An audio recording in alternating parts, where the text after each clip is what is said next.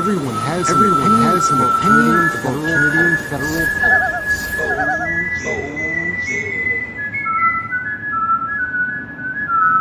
I think our leader, I don't think I've ever heard him say a true word. Oh, hello. Oh, hello. You have a warrant to be here? It's time for a change in this country, my friend. A real change. Squirm as you might. It is really hard to put lipstick on. When I'm Prime Minister, I will keep my promises.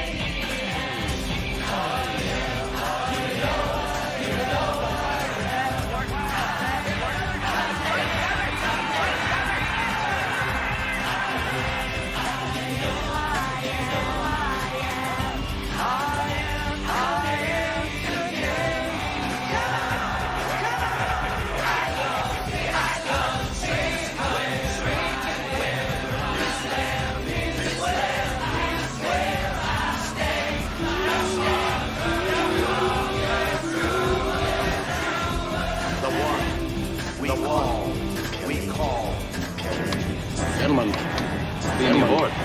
be aboard.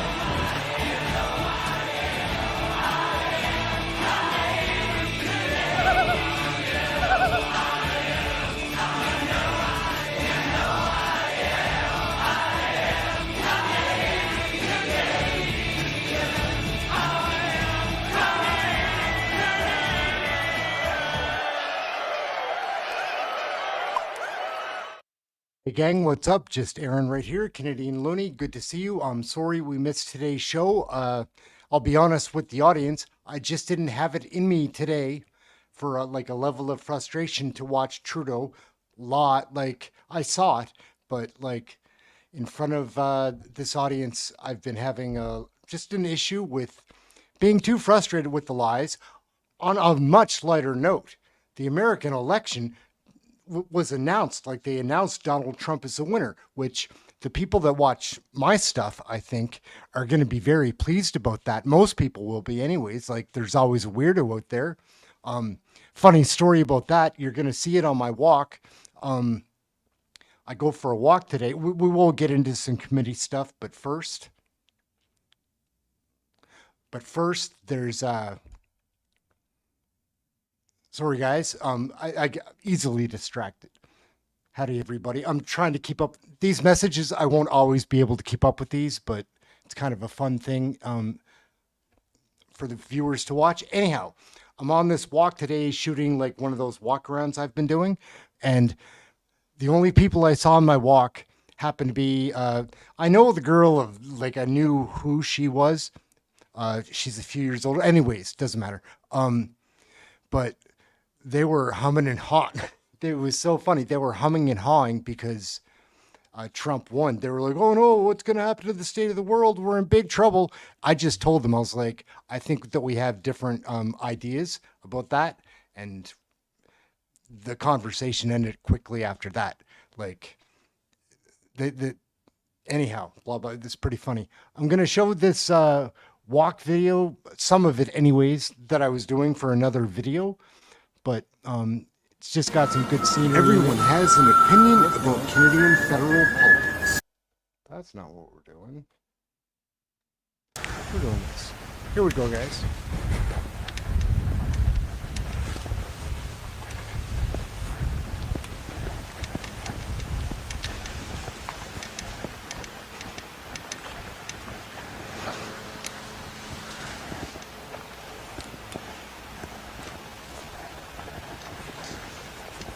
Hey gang, what's up? Just Aaron right here. We're gonna go for a stroll. It's November 6th and it's like 18 degrees here in Nova Scotia today. It was 2 yesterday, so this is weird.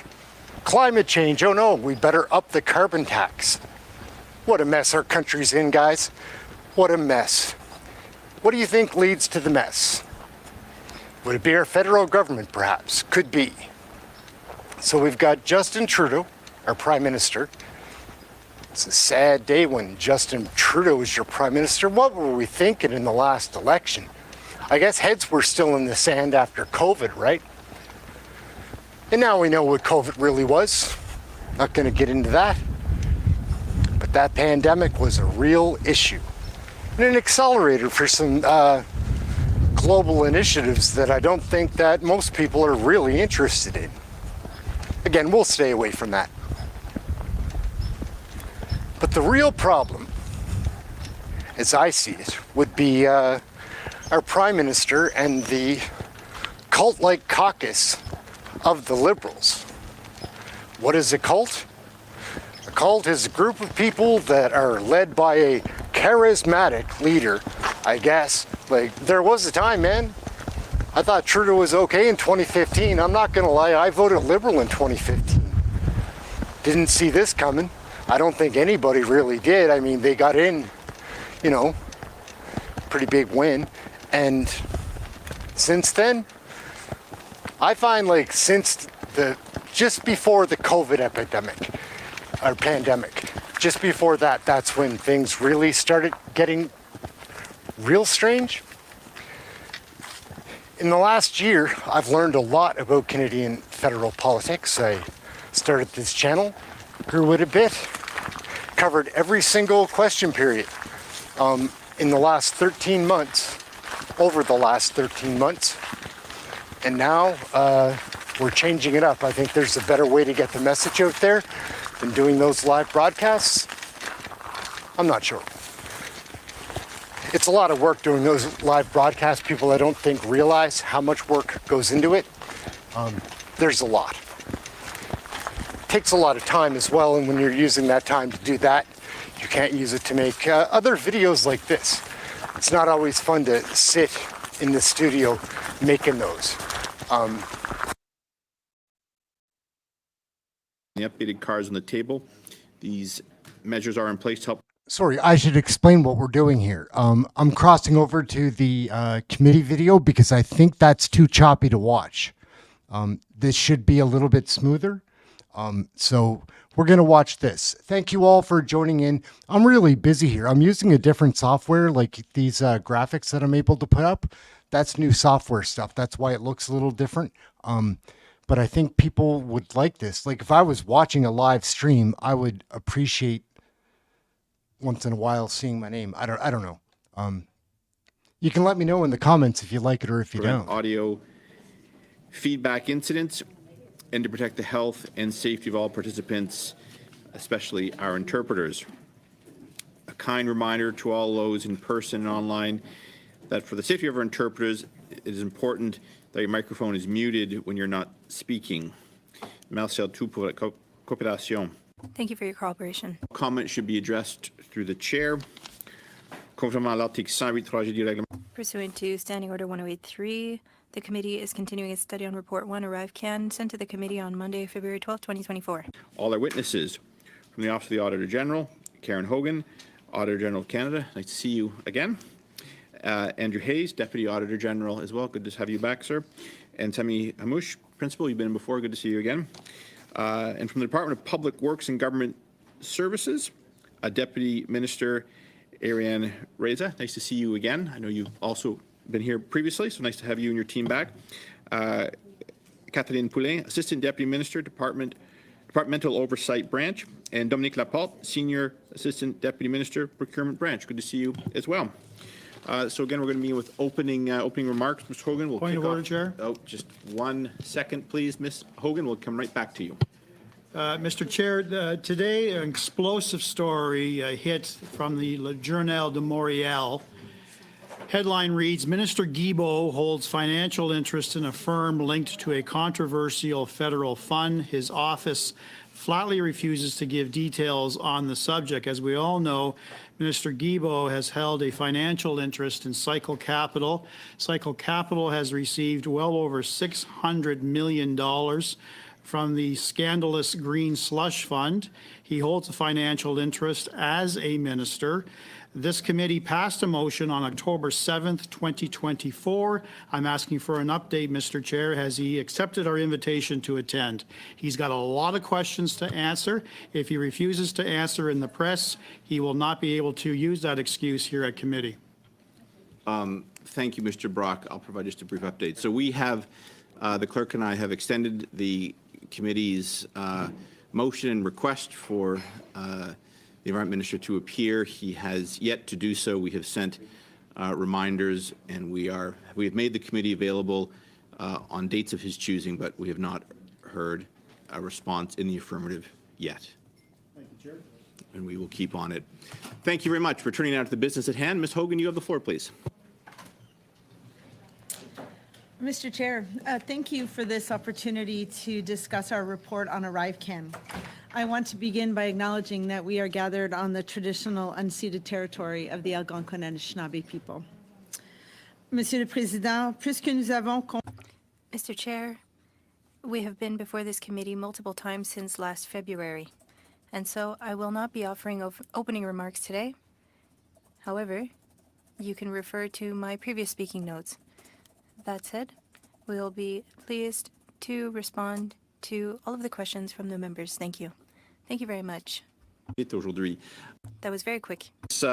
Reza, if you'd like to make an opening statement, you have the floor for up to 5 minutes, please. Thank you. Thank you. I don't know if I can be as succinct as the Auditor General, but I will try. So, Mr. Chair, thank you for inviting us here today to discuss the procurement processes related to ArriveCan. Let me begin by acknowledging we are gathered on the unceded territory of the Algonquin and Anishinaabe peoples. Joining me, as you noted earlier, is Monsieur Laporte and Madame Poulin, both of whom are Assistant Deputy Ministers at the PSPC. Mr. Chair, in addition to the measures I will describe momentarily, I want to acknowledge how frustrating it is for Canadians and parliamentarians alike not to hear simple and clear answers as it relates to ArriveCan. On behalf of PSPC, we remain focused on reinforcing the integrity of the procurement process and what we need to do to regain the trust of Canadians. To do so, we need to demonstrate the system is fair, open, and transparent. The first contract associated with ArriveCan was awarded in April 2020, in a period of great uncertainty and risk. 4.5 years later, we're still working with various independent reviewers and oversight bodies to understand the gaps that allowed this situation to occur and put in measures to prevent this from happening again. Dans ce contexte,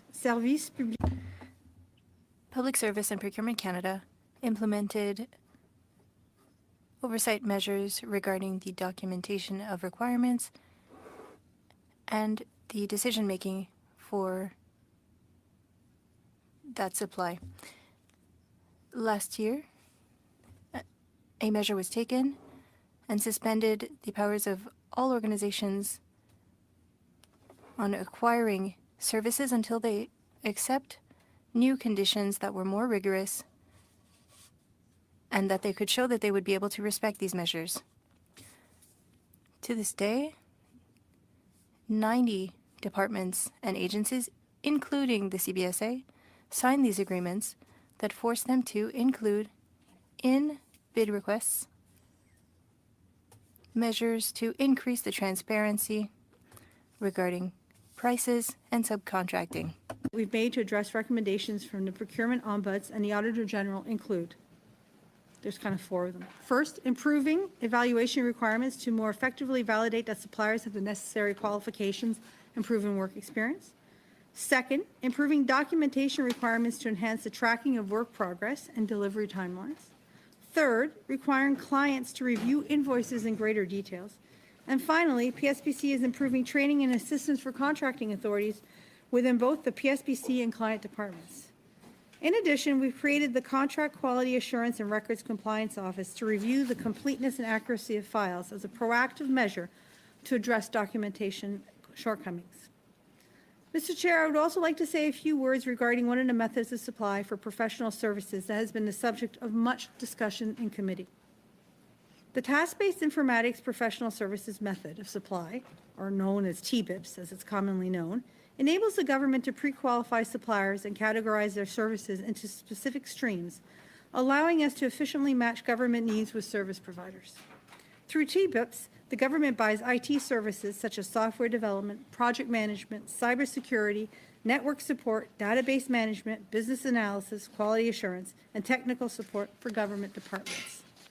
TBIP supports the participation of small and medium-sized enterprises because it breaks down the projects into smaller task-based components, which provides more opportunities to compete for government contracts, which in turn is a key enabler of economic growth in Canada. Permettez-moi maintenant d'aborder les efforts. Let me now move on to the efforts to detect fraud and other acts. As you know, thanks to our data, PSPC updated a number of fraudulent invoices sent to the Government of Canada through subcontractors. We have examined the amounts due to the government. PSPC undertook measures to increase oversight on the procurement process thanks to the implementation of the Integrity and Compliance Office. We are increasing our capacity for data analytics, but this office is also allowing us to better examine risks. This office will allow us to maintain the trust of Canadians in the process. My department is responsible for managing procurements and establishing contracts on behalf of the departments and agencies, which collectively are worth $27 billion each year.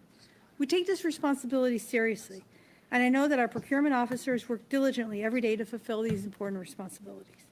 We remain committed to working to continue to improve and safeguard the integrity of the government's procurement system, and I close where I left off. The trust of parliamentarians and Canadians and the integrity of the procurement system needs to be reinforced to become open, fair, and transparent once again. Thank you very much, Ms. Reza. Appreciate those opening comments. Turning now to our first round, 4 members, 6 minutes each. Mr. Brock, you'll lead things off for us. Thank you very much, Mr. Chair, and thank you to all the witnesses for your attendance today and your previous attendance at numerous committees. What we are talking about today, at least from my perspective, is the ongoing examination, prosecution of the ArriveCAM scandal. It clearly exposed the failures of Canada's broken procurement system and the fraudulent misuse of hard-earned taxpayer funds. One consistent response I get from Canadians from coast to coast is they're demanding accountability, they're demanding consequences, and they're demanding recovery. So it is those 2 latter points, consequences and recovery, which will be the focus of my first round of questions. Ms. Reza, Deputy Minister Reza, you've appeared numerous times at this committee and also government operations. A question was put to you when you appeared last June at government operations with respect to the total cases of contracting fraud that had been referred to lawful authorities, particularly the RCMP. I have your response to that particular question, and you said, we have previously referred many fraudulent overbilling cases from 2022, 2023, 2024 to the RCMP, but it was devoid of details. So I'm asking you if you could explain what you meant about we have previously referred many cases. What does that mean? Can you give me a number, please? I certainly will, and I want to give you, thank you very much for the question, Mr. Chair, a baseline. The procurement system in the Government of Canada, both at PSPC and more broadly, does about 400,000 procurement transactions. So those are contracts and contracts amendments. Since 2022, under the auspices of PSPC, we've started to use data analytical and mining approaches to be able to look at contracting data. Since that time, and I think that we'll have to break it into 2, at that time when I indicated the ones that had been referred, it was 4 cases that had been referred. That was from 2022. We provided in camera to OGO the names that were referred to RCMP. Okay. Since that time, there's been 3 further referrals in October to the RCMP for similar overbilling to the Government of Canada. Okay, so that's 7 in total? That is correct. Okay, and that's for the year 2024, or does that include that years from 2022 to 2024? It includes everything that we found since 2022. We're Okay. constantly looking, but this is what's been found to date. All right. You gave us the names. There was a little bit of pushback, I believe, particularly from Ms. Poulin. There was some pushback. Eventually, you gave us the names. I would like the names then of those additional 4 referrals. If you have that information now, please share.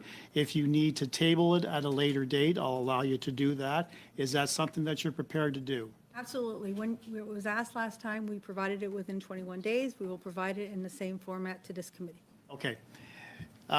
Thank you for that. I'm also mindful of the fact that Minister Duclos, in late spring, in addition to Minister Anand, was quite concerned about the level of contracting fraud with subcontractors and indicated that the initial 3 was simply the first wave of suspected fraudulent billing.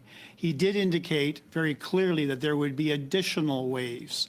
So do I take that to mean the 4 additional referrals represent that additional wave? My high-level understanding, we can get some details from Madame Poulin. Thank you for the question. So the referral that has been made in October are 3. So there's 3 new cases, and this represents the second wave of fraudulent billing cases. And will there be further waves? Are you still examining in fine detail from top to bottom any other potential criminality, particularly in contracting? So let me start by answering this. It's going to be something that is evergreen, ongoing. So we look for the best ways to inform Canadians and parliamentarians on it, but to think that it's one wave after another, as I indicated, we do 400,000 procurement transactions a year. We've started to really review it using data analytics. We have, since 2022, now found a total of 7 cases. We can talk about restitutions. It would be inconceivable to me not to think that we are going to continue to do this type of work and continue to uncover overbilling. Okay. So dovetailing on the Auditor General's report, which provided some detailed examples of potential criminality, in my respective opinion, about certain contractors, GC Strategies, Government of Canada Strategies being one of them, Christian Firth, completely under RCMP investigation. In fact, it had his home raided the night before he was to testify at the bar of the House of Commons. He's definitely looking at fraudulent charges. So the question of recovery, there was a motion that was passed in the House towards the latter end of the last session, which demanded that the government provide details as to what steps they were taking for recovery. I have since asked a number of ministers through a very number of mediums as to what steps they're taking to recover, and I never get a clear answer, no answer at all. So, Ms. Reza, what instructions have you been given by Minister Duclos or any other minister or the Prime Minister or the PMO's office in terms of recovery efforts? In terms of recovery efforts, we have made the commitment to the minister to look at how we can recover the funds that were spent on the contract. We have written to GC Strategies and other companies, as it relates to ArriveCan, to put them on notice that we're reviewing it and working with CBSA. CBSA is the client in this. We're helping them go through invoices. We're helping them to look at whether there was overbilling or fraud. Let me pause here. Est-ce que tu as quelque chose à rajouter? No, I think the answer is completed. So each client department is responsible to recover the funds if they think they have been fraudulently overbilled or if they haven't received the service for which they pay for. Thank you. That is the time, Mr. Brock. Moving on to Ms. Yip now. You have the floor for 6 minutes, please. Thank you, Chair. Thank you, witnesses, for coming today. Ms. Reza, I'm wondering if you could tell us a bit about your background in procurement. Okay, I started in 2016, in December 2016, and I have to say I won a competition and I was appointed to be the ADM of procurement. I had to look up what exactly procurement meant, not from a tendering perspective, but a contract life cycle, looking at the different elements of it. So I've been at PSPC since 2016 in a variety of roles, and at the end of the month, I will be hopefully celebrating 1 year as being the deputy of PSPC. So my experience is now not limited to procurement per se, but looking across the business lines and the back office functions of the government of Canada. Where were you employed before your role at PSPC? I've been a public servant for approximately 27 years. I started my career at Health. I went to central agencies, spent some time at Treasury Board, and then I spent 9 to 10 years at Canada Border Services Agency, where I had a responsibility from everything from regions, so being operationally responsible for the front line, to some of the headquarter work. Could you tell us how long Diane Daly worked at PSPC? That I would have to come back to you, Ms. Daly, unless one of my colleagues knows it.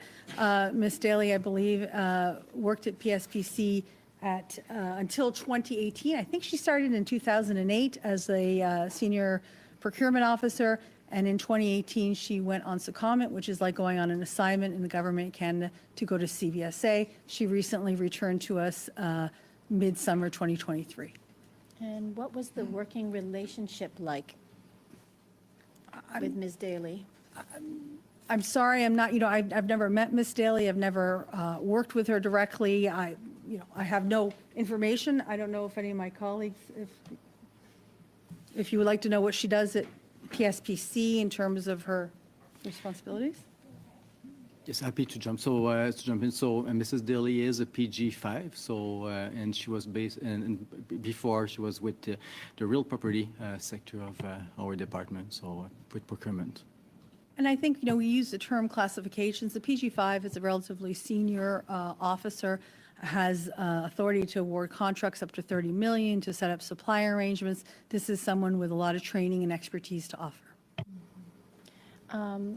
Ms. Poulin and Mr. Laporte, did any of you have a working relationship with Ms. Daly? Merci pour la question, Monsieur le Président. No, I have not had any relationship with Mrs. Daly within PSPC. Thank you. I never met or talked to Mrs. Daly also. I'm sure you've read the Auditor General's report on ArriveCan. And do you agree, Ms. Reza, with her findings and recommendations? I absolutely agree. As an individual and as the deputy head of PSPC, we have responded. We've responded to the recommendation that was really focused on PSPC. There was a whole series of recommendations. One was directed to us. We have put in a lot of controls, a lot of review now of having the oversight, the transparency, the documentation. From my perspective, you asked me about being in procurement. We perennially fall down on file records. With a new e-procurement system, with a new compliance structure to make sure there's full file reviews for decision-making and accountability, we're really hoping to be able to turn the corner and provide more confidence in that file management. Filing was the most pressing of the recommendations, or is that what you've prioritized? Well, I wouldn't say it's the most pressing. I would say that and maybe we can turn here to the Auditor General, but from my perspective, really the roles and responsibilities between client and procurement department, understanding, I think that you pointed out to us that we had challenge function a lot of the decision, and I think that there's a lot of gray space when we need to figure out how to proceed in terms of decision making. May I turn here to the AG to see? Thank you. So I think a number of our recommendations deal with fundamental findings and in areas for improvement. I say fundamental because they should be in place. For example, the importance of documenting the procurement file, the importance of ensuring that records relating to the payment of invoices are clear and that coding of expenses are clear, the importance of conflict of interest forms, and the importance of proper project management documents like budgets and oversight evidence. Those were the focus of many of our recommendations, and I would say that it's difficult to put one as a priority. They are all important. So an action plan has been put in place.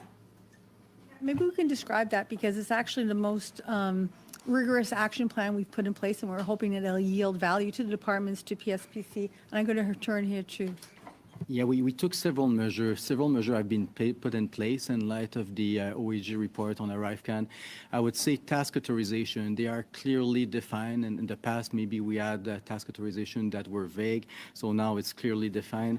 Our deputy spoke about also about the huge effort that we've done in terms of quality assurance and records compliance. So we've done 3 cycles of review, and 450 files have been reviewed by directors. So the directors themselves are now committed personally to look into the file, make sure that the appropriate information is there. So it's been basically, we learned from some of the challenge that we were confronted with the OAG report. And I would say also a big key takeaways is the challenge function that PSPC is playing. I would say that our procurement officers, I'm asking them to challenge the client. If, for example, we have concern with a procurement strategy that is brought forward, a non-competitive, please go ahead, challenge your client. Make sure that the procurement strategy is documented, that it's on file. So a lot of key takeaways that have been implemented in light of this OAG report. Thank you very much. That is your time, Monsieur. Suivant, c'est Madame Sinclair. Next, we have Ms. Sinclair Desgagnés for 6 minutes. Thank you to the witnesses for being with us today. I think that we're getting to the end of our study on ArriveCan about a year later. It's a good time to look back on what has been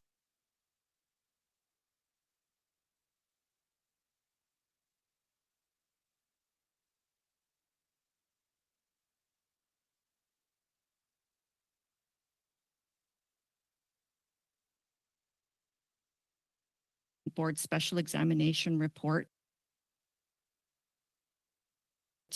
out of Witness Hogan's office in 2021. And within there, we know that the PSPIB is a Crown corporation, and within that report, it was stated that during our audit, the TB Secretariat communicated the government's funding risk tolerance and long-term real rate of return objectives for the pension asset that the corporation managed. So they were told what those risk tolerances and rate of return objectives were.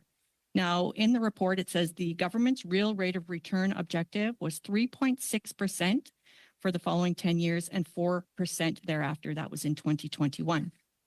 Today, just recently, the PSP Investment Board annual report reports that their 10-year net annualized return is 8.3%, over double those objectives. And those returns are partially coming off the backs of displaced renters. And in fact, Acorn Canada protests that the public sector pension investment board's stake in exploitative financialized housing is causing harm. If we think about the PSP Investment Board being one of the largest billion-dollar corporate financialized landlords, it certainly requires oversight. Thank you, This is Darren. happening under the government's watch. And who is oversighting for renters and protecting people from private investment and tactics like the PSP Investment Board?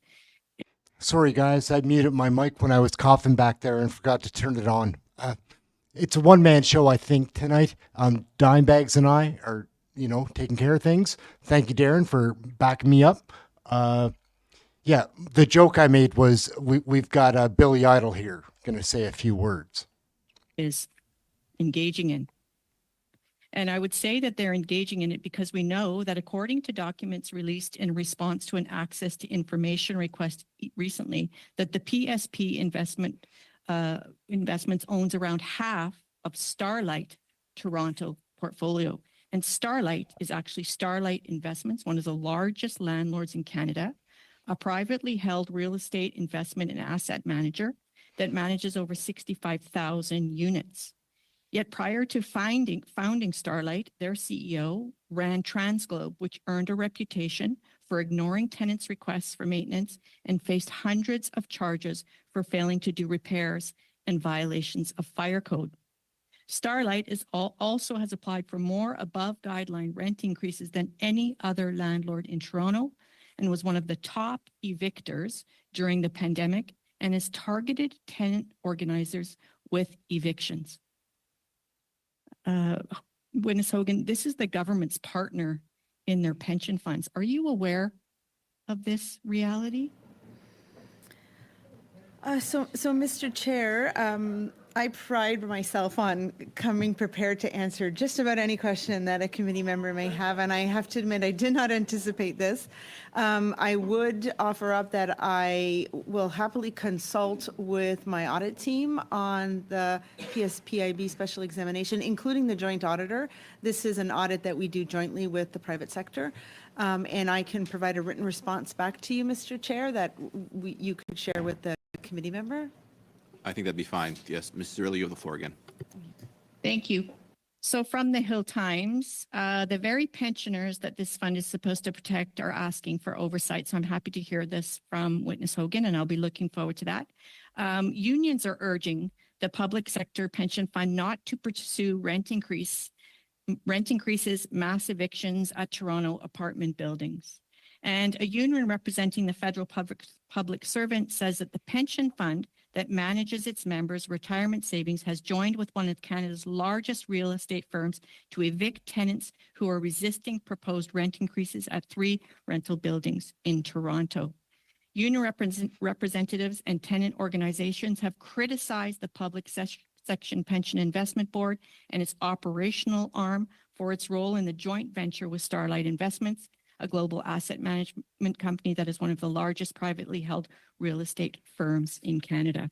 So I want to share, Witness Hogan, and I want to ask this question. I've tried to reach out to the board chair, the newly appointed board chair, and I have been refused a number of times any access to the PSP investment board chair. They've pushed me off to some other operational pieces. Obviously, there is no accountability for Canadians. So I just wanted to understand, why is it that a parliamentarian is not allowed access to this board of this Crown Corporation when this is exactly who they report to? They report to parliamentarians. Mr. Chair, I think I echo the fact that the board of directors really oversees the operation of the Crown Corporation. The Crown Corporation is an arm removed from the government, while they do ultimately account back to the government. What I could offer up and encourage, if this committee or another parliamentary committee would like to study our special examination and invite witnesses from the Crown Corporation and our office and the joint auditors, I'm sure that we would all be prepared to support the committee in studying important matters linked to PSPIB. Thank you very much. And that is the time for that exchange. Beginning our second round, Mr. McCauley, you have the floor for 5 minutes, please. Thanks, Chair. Witnesses, welcome. Mr. Reza, one of your previous appearances, you noted GC Strategies had been given a suspension for 180 days. As the 180 days is up, are they still suspended? They are no longer eligible to do business with the government of Canada. I think they're permanently removed. So they've been permanently removed? I'm just going to confirm this, so I don't... Vas-y. Merci pour la question. From a contract security program, GC Strategies no longer hold a security clearance with the program. It means that they cannot access secure procurement on our side. Access any other procurement? I will turn to my colleague. Thank you. They've been disqualified, so there was a breach of the Code of Conduct for Procurement, so they've been disqualified from all the supplier arrangements, so this usually apply across also all the departments. So, how many companies similar to them have been suspended? Either through or lost security and therefore cannot bid, or lost access because of misconduct? Those that I'm aware, we have 3 companies. We have Dalian, Coradix, as well as GC Strategy. So those were the 3 that have been suspended. I would need to go back to the record in terms of providing you with an exact number and exact time frame. But since February, March, those were the 3 companies. I would assume plus the companies involved with the ones that have been referred to the RCMP as well, have they not? Perhaps I can take a crack at answering that. I wanted to distinguish that when it comes to overbilling and time theft, it is usually at the resource level. So the supplier although through the code of conduct, they're held So these are responsible. subcontractors that have These been are referred to subco- the RCMP, and And the suppliers. there are systems set up to ensure that these subcontractors are never That's, used again. that's, you know, so we're mapping out through, as I've indicated, this is a whole new set of, first is to find them, to refer them, to get restitution, and to put up, you know, what is their requirement? They lose their security clearances. There's other elements to it, depending on whether it was an error, they're paying it back. So it's not a one-size-fits-all. Thanks. And you did mention restitution. The comment to my colleague, Ms. Sinclair Deganay, was restitution agreements being negotiated.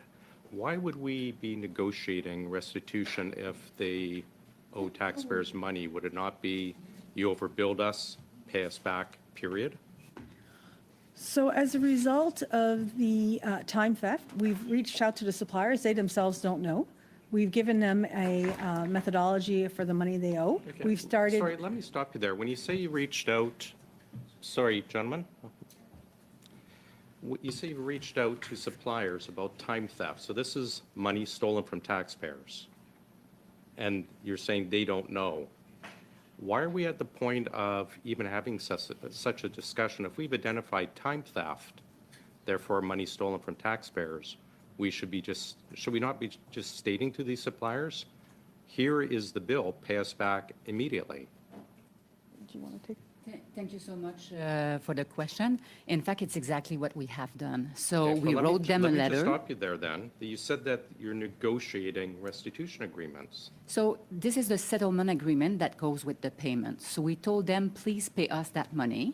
They are paying back, but they are putting legal condition on the confidentiality of the agreement, the fact that they are not agreeing to their liability. I think there's a specific word. They are saying, this do not constitute an admission of a liability, but because we want to keep our relationship with you, we understand that it's our responsibility as part of the contract. So here's your money. It's the full amount of the money that have been overbilled. How is the government from subcontractors, how is the government finding time theft, but the main contractor is not?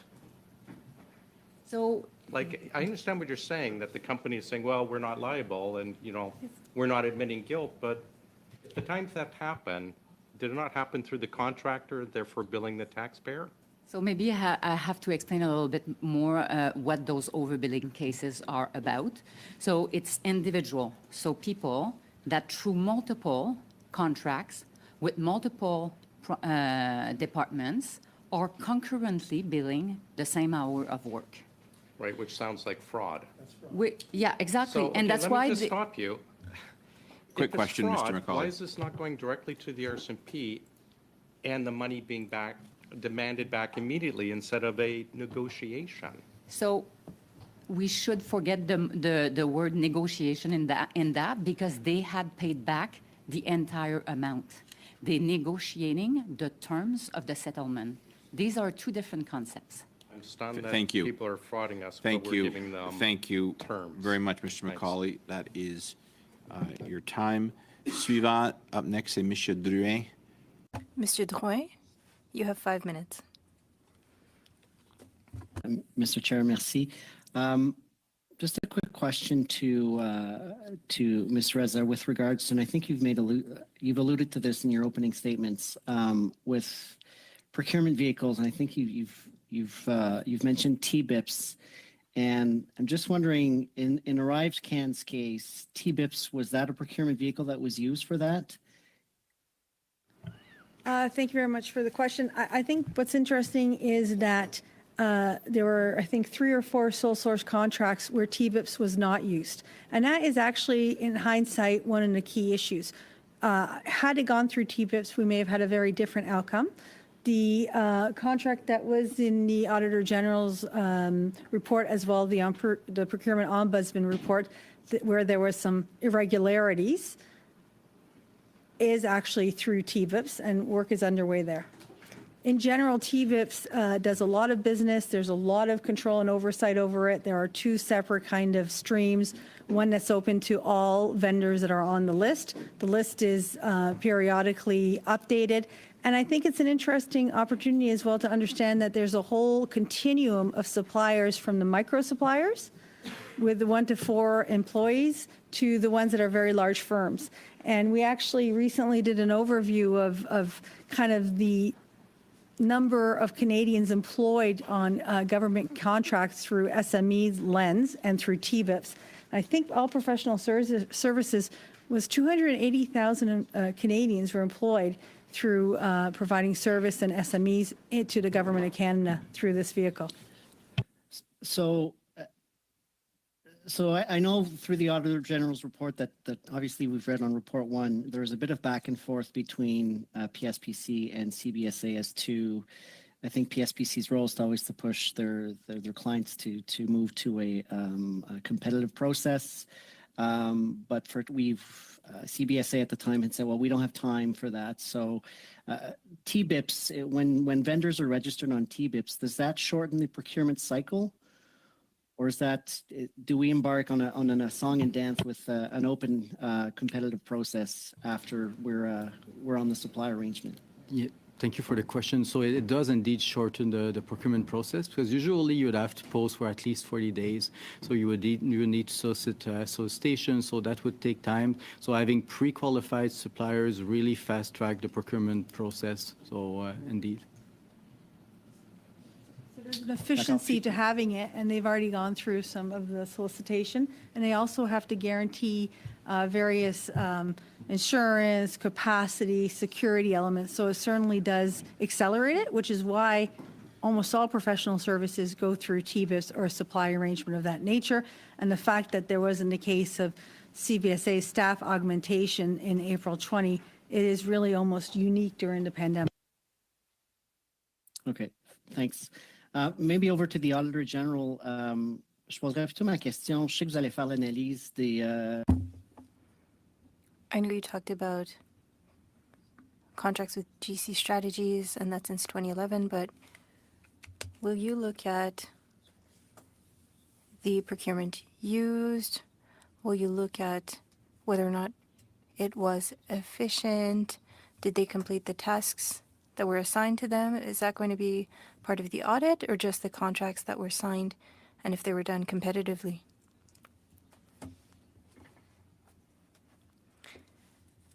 We let Parliament know that we would be looking into other contracts awarded to GC Strategies and other businesses linked to GC Strategies. We haven't yet decided the scope and how far back we will be verifying or looking into. And we don't know which departments or Crown Corps will be included, but we will be looking at ArriveCan and professional contracts and try to see if there are any similar shortcomings with the contracts awarded to GC Strategies. Once we have an idea of the scope and the deadlines, we will be communicating with Parliament and we'll be letting you know. Thank you. Thank you. Okay, you did a few seconds left. I'll add it on if you're running a little late next time. Suivant, c'est Madame Sinclair Desgagnés pour 2 minutes à 30 secondes. Ms. Sinclair Desgagnés for 2.5 minutes. If we look at the measures taken, I think Monsieur Laporte, you were the last to speak on this. You were saying that you were proud of certain procurement agents. What about Crown corporations that had awarded contracts and who also had certain irregularities? Thank you, Mr. Chair. I haven't heard any negative or positive information regarding Crown corporations. We're working closely with departments that use our procurement tools. Usually Crown corporations will have their own processes. That's why we are less... During the pandemic, there were also irregularities with Crown corporations. Some have been studied. And if you haven't heard of it yet, I imagine you will soon. And one example that comes to mind is contracts awarded to Accenture for Cpac by Export Development Canada. It requires a reform for CBA, rather. Is your mandate focused only on departments and agencies? we work with departments and organizations that use our procurement? The answer is no then. Yes, it's no. Apologies, I just have a lot of questions and not a lot of time.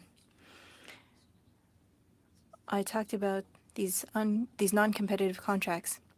I feel like I've never gotten a real answer. Since 2016, the non-competitive contracts have increased. We're talking about 30%. That's what we had for 2023. Non-competitive contracts compared to competitive ones. And it's the ArriveCan report that allowed us to dig deeper and discover just how deep the issue was. And by having a more systemic way of doing things, it would be better for taxpayers. So what are you doing concretely? To start,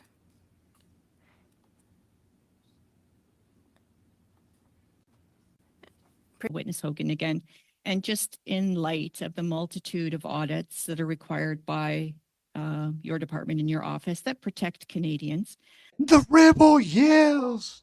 She cried, more, more, more. I'm wondering if you think that this is a good use of taxpayers' money, but also your time to have you appear over and over here again. I understand, you know, you took less time this time because you have been here so many times, because there are so many topics that matter to Canadians. So I wonder if you wouldn't mind sharing, if you think this is a good use of taxpayers' money and time.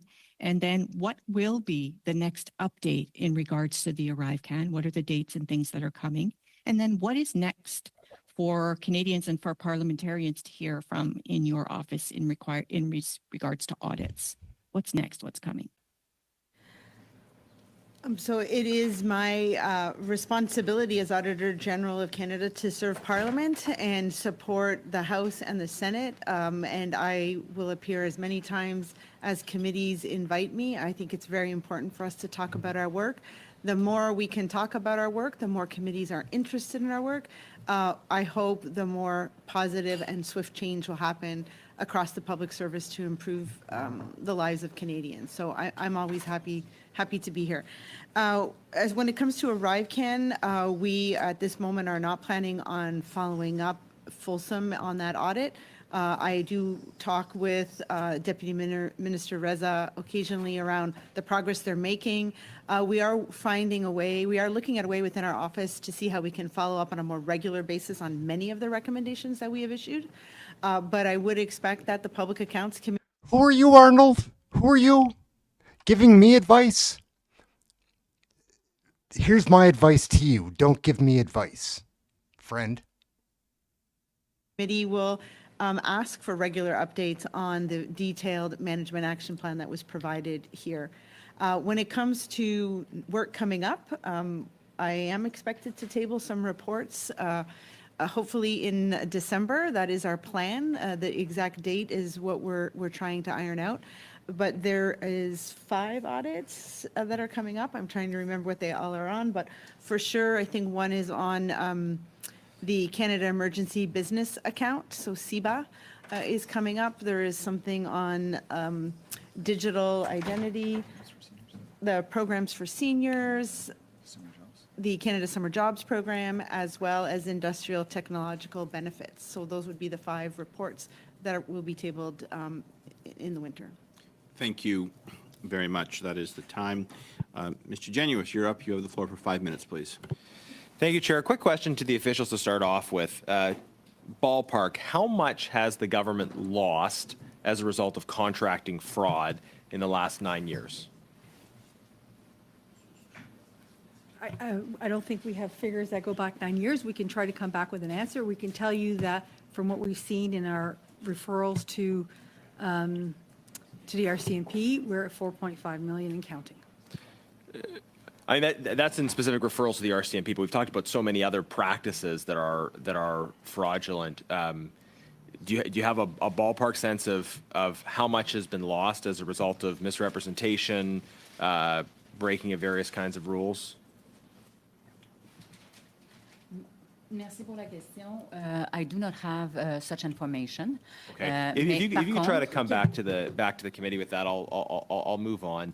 The Arrive Scam contractor GC Strategies has gotten a lot of attention. Dalian has gotten comparatively less, even though Dalian is also a two-person company involved in the contract. They appear to have also done no actual work on the app. Dalian had been identified by the government as an Indigenous company, and they operated in joint venture with Corodex, which allowed Corodex, a larger non-Indigenous company, to get contracts under the Indigenous set-aside. Dalian has now, though, been removed from the Indigenous business list. Can our officials advise why Dalian was removed from the Indigenous business list? Were they never Indigenous? Did they cease to be Indigenous? What happened there? Thank you very much for the question. I believe this was raised at OGO with my colleague Gina Wilson. She answered the question as they are the owner of the Indigenous Business Directory and is best placed to answer those questions of indigeneity. What I took from the testimony was that they no longer met the corporation structure. Yeah, the testimony we heard from Indigenous Services officials was, quote, "We noted that Globe and Mail interviews with Dalian referred to changes in his corporation. That affected the 51% owned and controlled scenario. That was part of the reason we had to remove his business from the directory."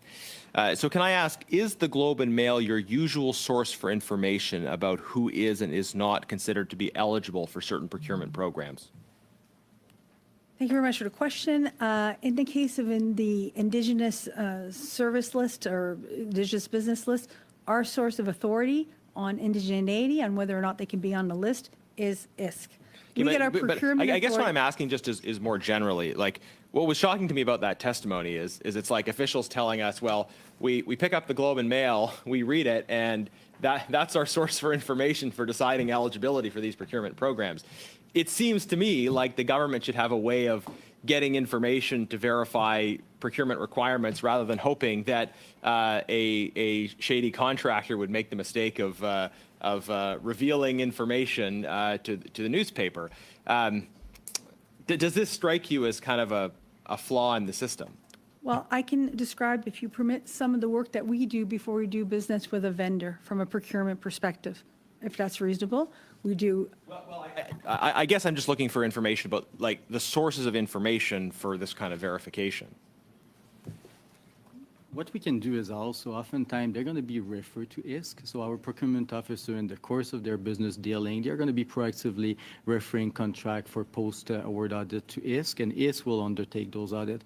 Also, in the case of Dalian, it's interesting to note that the reason why they got suspended at first, also, irrespective of the IBD, was that they found themselves in a conflict of interest situation. So, I agree there were other problems, but they were taken off that list. I'll just say on Indigenous procurement, very clearly we have the sort of Spider-Man meme happening where procurement officials are pointing at ISK and ISK is pointing back at procurement. I asked a question in the House about this, and it was your minister, the procurement minister, who responded to it. So I wonder if this is why Indigenous leaders are telling us the program is such a mess. It's because you have kind of this ministers' departments pointing at each other and not getting it done. On this point, I want to ask the Auditor General quickly. You've been asked by Indigenous leaders to investigate abuses of the Indigenous procurement program, abuses that Indigenous leaders say are rampant. Can you give us an update on your plans and prospective timelines around investigating the Indigenous procurement program? So we have begun the work on the Indigenous procurement, and we're looking at either the fall of 2025, spring of 2026 to make that report public. I think it'll depend on access to information and timing. So, but it's in the works. It's begun. Any way you can get that out, say by August of 2025? I think Indigenous leaders say that a majority of these contracts are problematic. So I think it's the sort of thing that Canadians might want to see before having to make any major decisions. I don't think I have the parliamentary calendar committed to memory, but I do not believe Parliament sits in August, and Parliament needs to be sitting for me to be able to provide reports. Thank you. That is the time. Up next is Mr. Ursula Smith. You have the floor for 5 minutes, please. Thanks very much, Chair.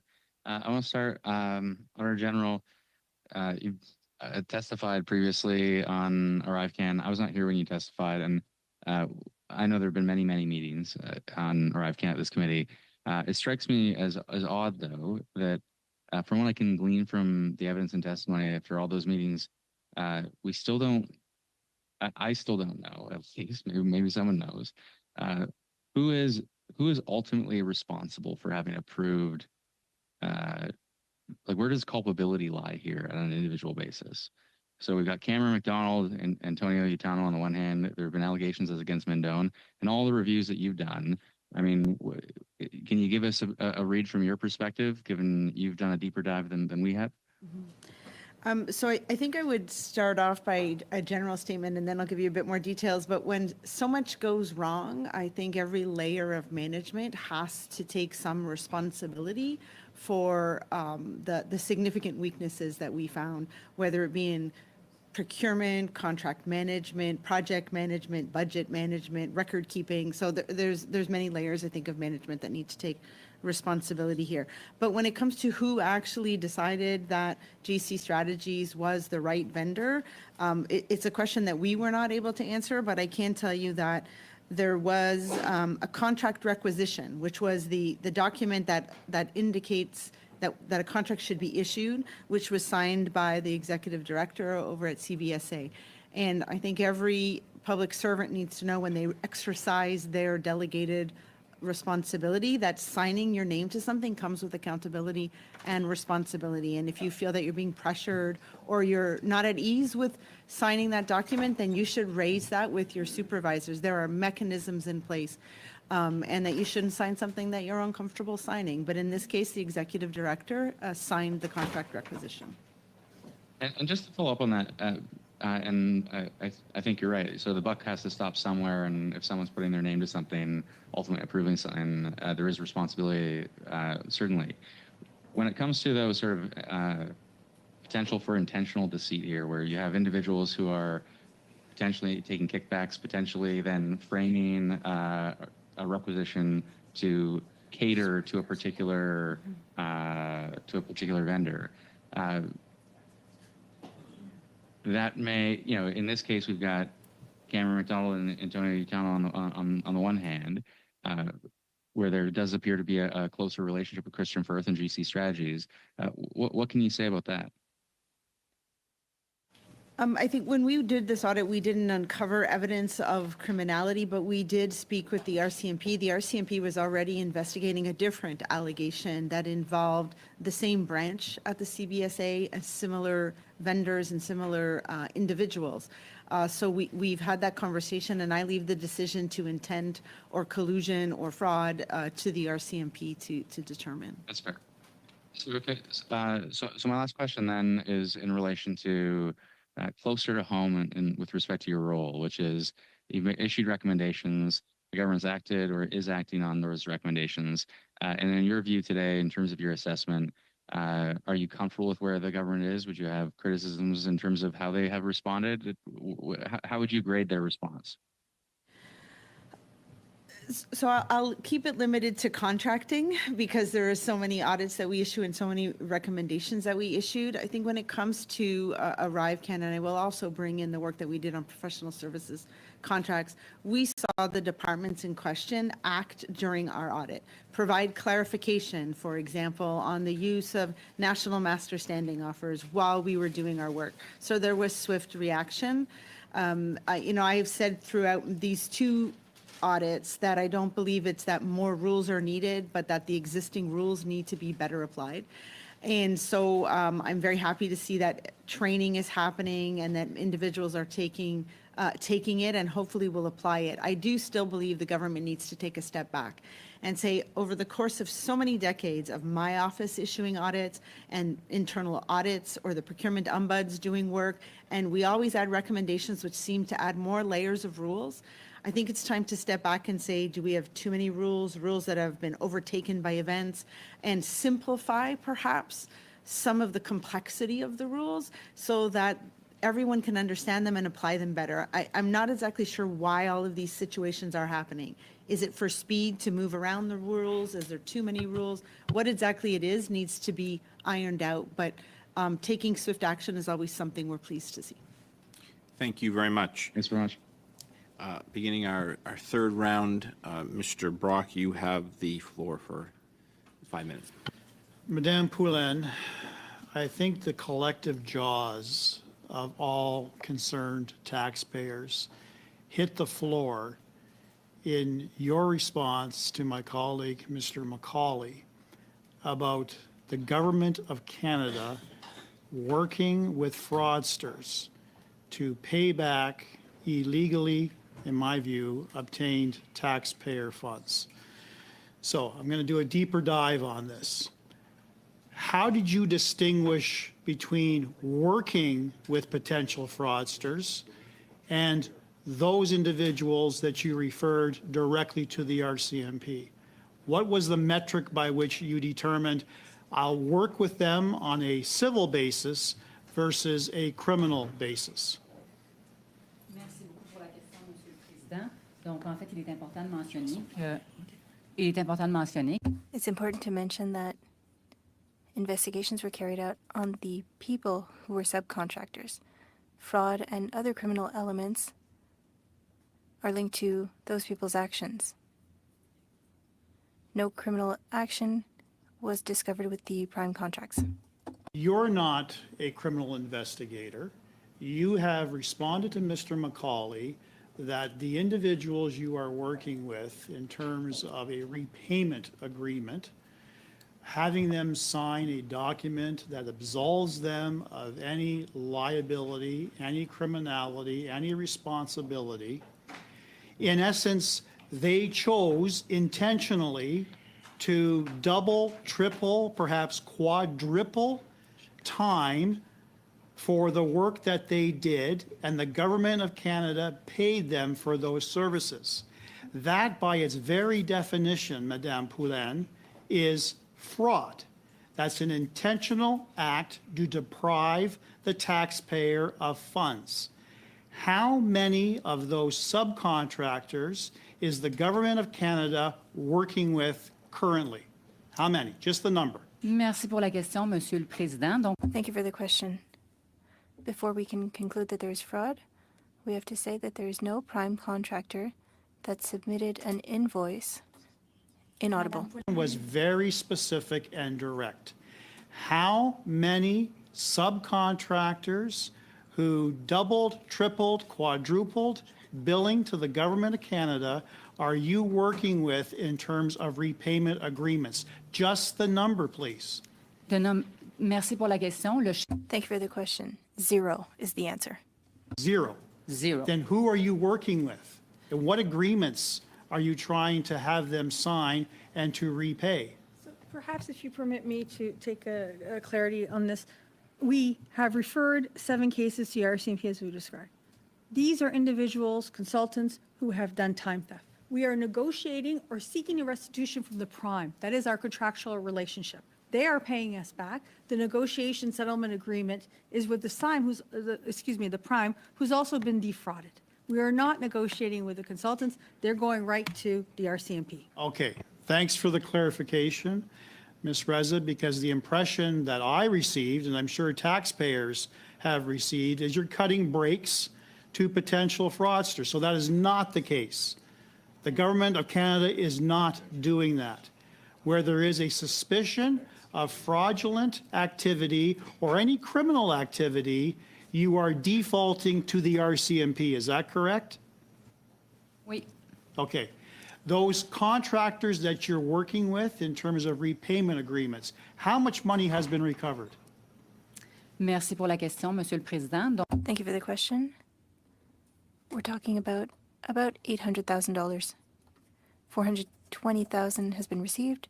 $380,000 is going to be paid, and we are simply awaiting payment. There's more money coming, as we've noted in this committee before, or at OGO. It's a 4.5 defraud. We're not stopping at 800,000. We're just seeking restitution and building the capacity, what was in individual departments now is vested in PSPC, to collect it. Okay, 800,000 potentially in total. Half of that has been repaid, correct? merci pour la question. Oui, on a reçu. Yes, we've received about $400,000. Cover the balance of the 800,000. Donc, on a travaillé en étapes avec tout. We've worked with the different suppliers Some still have time to respond. I believe we're expecting final responses at the end of November. Mr. Brock, I'll give you a few extra seconds next time to make up for it. Up next is Ms. Khalid, or Ms. Yip. Will you take the round? Take her time then. Very good. Ms. Yip, you have the floor for 5 minutes, please. So, just so I understand, it was just mentioned after Mr. Brock's questions that those 7 have been referred to the RCMP, and the others have paid back, and you are still negotiating. Let me start, if you permit, to give a little bit of a frame. We now have the data analytical tools to be able to do data mining across the government of Canada. I'm having difficulty hearing. No, that's okay. So we started to go back, and we now have a new set of data analytical tools. We use all kinds of different software. We're now looking holistically across the government of Canada to see where there is time fraud. We look at different contracts. We see the consultants underneath it. We see if they're working concurrently, for example, at the AG or PSPC, and we identify time fraud, and there's a methodology that goes with it. Those cases where we see it's intentional, there's fraud, get referred to the RCMP. Since we started to do this work, Madame Poulin has referred about 7 cases to the RCMP. There also is an association of restitution. They owe us money for the time fraud. And again, we've started to go to the contractors. Our relationship is with the prime to indicate that you had a resource that was cleared, that was doing work, that was defrauding the Crown. You have put together a restitution package, as I noted earlier, before departments would go after the fraud individually. It was not an efficient way to do it.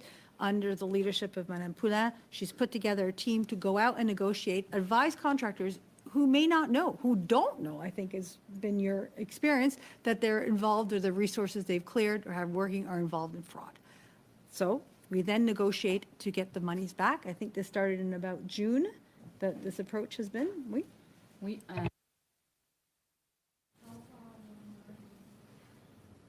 That process.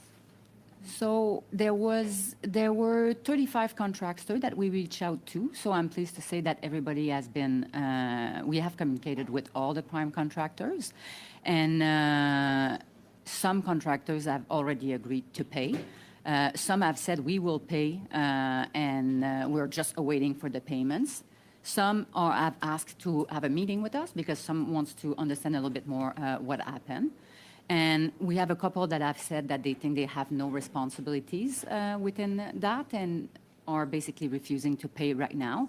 And we are waiting answers because we have given an end date to some people. You have to respond by us in such date, and they still have time to respond. So nobody is behind their date to reply to us. In fact, we have a great success in getting answers back from those prime contractors. I think it's important to note that we have a procurement code of conduct, and vendors have to abide by it. They have to act in good faith. They can't be in conflict of interest. They can't be associated with any criminal, any act, labor violations, and we're holding them accountable to that. That's a really important distinction. That's what we're using to proceed with.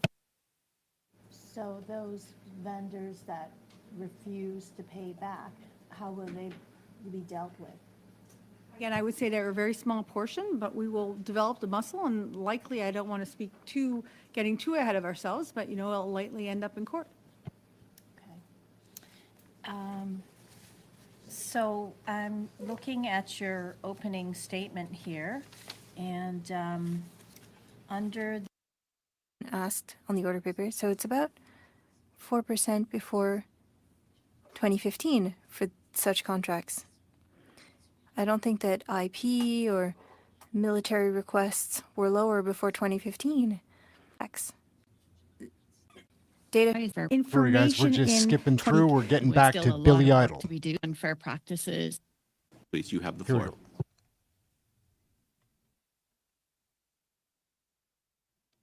I believe you're on mute, Ms. Cirillo. We're not hearing you. Or maybe your mic is up high. Maybe it's up too high. Is that better? I think I hear you now, yes. You have 2.5 Yeah. minutes, please. Thank you. My questions are for witness Reza, and there was some comments made there about just the processes when unfair practices are realized and seen. And in follow-up to, there has been action. We know there's still a lot of work to do. What are some of those processes that have changed in regards to unfair practices in light of what happened with ArriveCan? And certainly I'm thinking about the future for some future contracts. So perhaps I'll start and then I'll turn to Dominique. I think what's important is also to understand that as a whole, government does $37 billion of procurement a year. That's a very big number.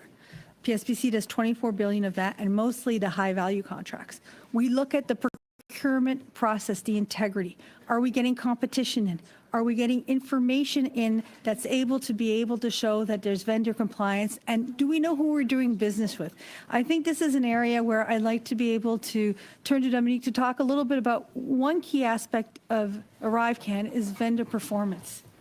Who is the government of Canada doing business with and on what grounds? So we're going to be opening work on this. And Dominique, may I turn to you? Yes, no, thank you very much. And just before that witness speaks, if I could just ask you to frame it in this way. So we know that there's, preferred vendors, and I know that in my community, it's difficult. People tell me it's difficult to get contracts with the government of Canada, but I always think about discrimination, and I also think about who has those networks and who's close to parliamentarians and who's close to people that work in the public service, and do they get the first point of access, and how can you level the playing field, whether it's women, people of color, Indigenous suppliers? How do you level the playing field? I'm interested in that. I'm interested in sharing some of our experience in terms of supplier diversity and in terms of having opportunities across Canada for vendors to compete. I think that's a key piece to it as well. So Dominique, if you could look at those three areas. Sure. Our tool, the goal of procurement is really to promote basically more competition. So the more competition we get from small, medium-sized businesses across Canada, the greater we're going to get the best value for the taxpayer. So this is key. And we did mention tools like TBIPs, for example. I'm pleased to say that we've got over 650 vendor qualified on those. So it gives the opportunity for a small business to basically be able to bid on some government contract, get access to those posters. They're going to be seeing also the notice.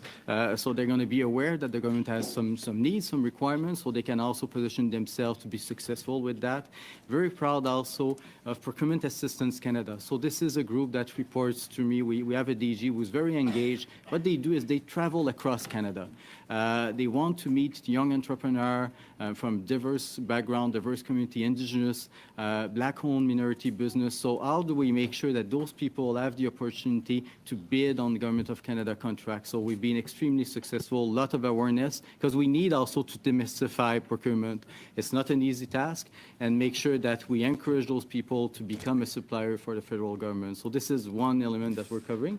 I know that you wanted me to touch on the vendor. I'm going to stop you there. Well, I'm sure we'll come back to it. I'm just over my time, and I do like to give witnesses ample time to answer. But that was a good break point there, but I'm sure there'll be a follow-up question to you. Mr. McCauley, you have the floor for 5 minutes, please. Thanks, Mr. Chair. I just want to get back to the issue I was chatting about before. Now, help me out here. How does PSPC discover that there's this time theft and the general contractor is not doing that? I would think, having done large projects with contractors, the prime contractor is responsible. So how is it that PSPC is finding this fraud and the contractors are not? And the follow-up is GC Strategies was the prime contractor, but we went after them for a time theft issue and suspended them, but we're not doing it to the other prime contractors who seem to be suffering through the same lack of principles. And just briefly get to it, please. Yeah, thank you for the question. So it's important to note that each prime contractor hired the resource. So there's multiple prime contractors that have hired the same resource at the same time to work on different contracts. So each of them do not know that the other ones I have hired the same resource. So because we have access to information on those multiple contracts. If multiple have hired the same person, if three of us have hired the same person for the same work, they're not getting the work. Like, how is the contractor not aware, hey, we've hired this person for 8 hours a day, we're not getting 8 hours of work out of them? So maybe I could talk with, I think I grilled Madame Poulin on this when she first brought it to our attention. It's often these professional service contracts is on a as when needed basis. So they're not working, it's not necessarily transparent to the Crown or to the supplier. It's only through the invoice and the review of the work and the sign off that then these issues come to light. Department's not aware they're getting robbed.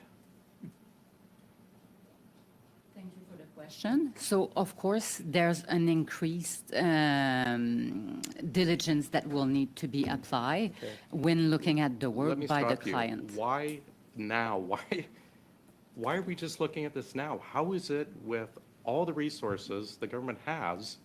We have chief audit executives for every department who should be looking at risk assessments for large projects like this. How is it just now we're figuring this out? What I can offer into that is that it's very hard because while they are a central repository for all contracts, there are no central repository for individual resources.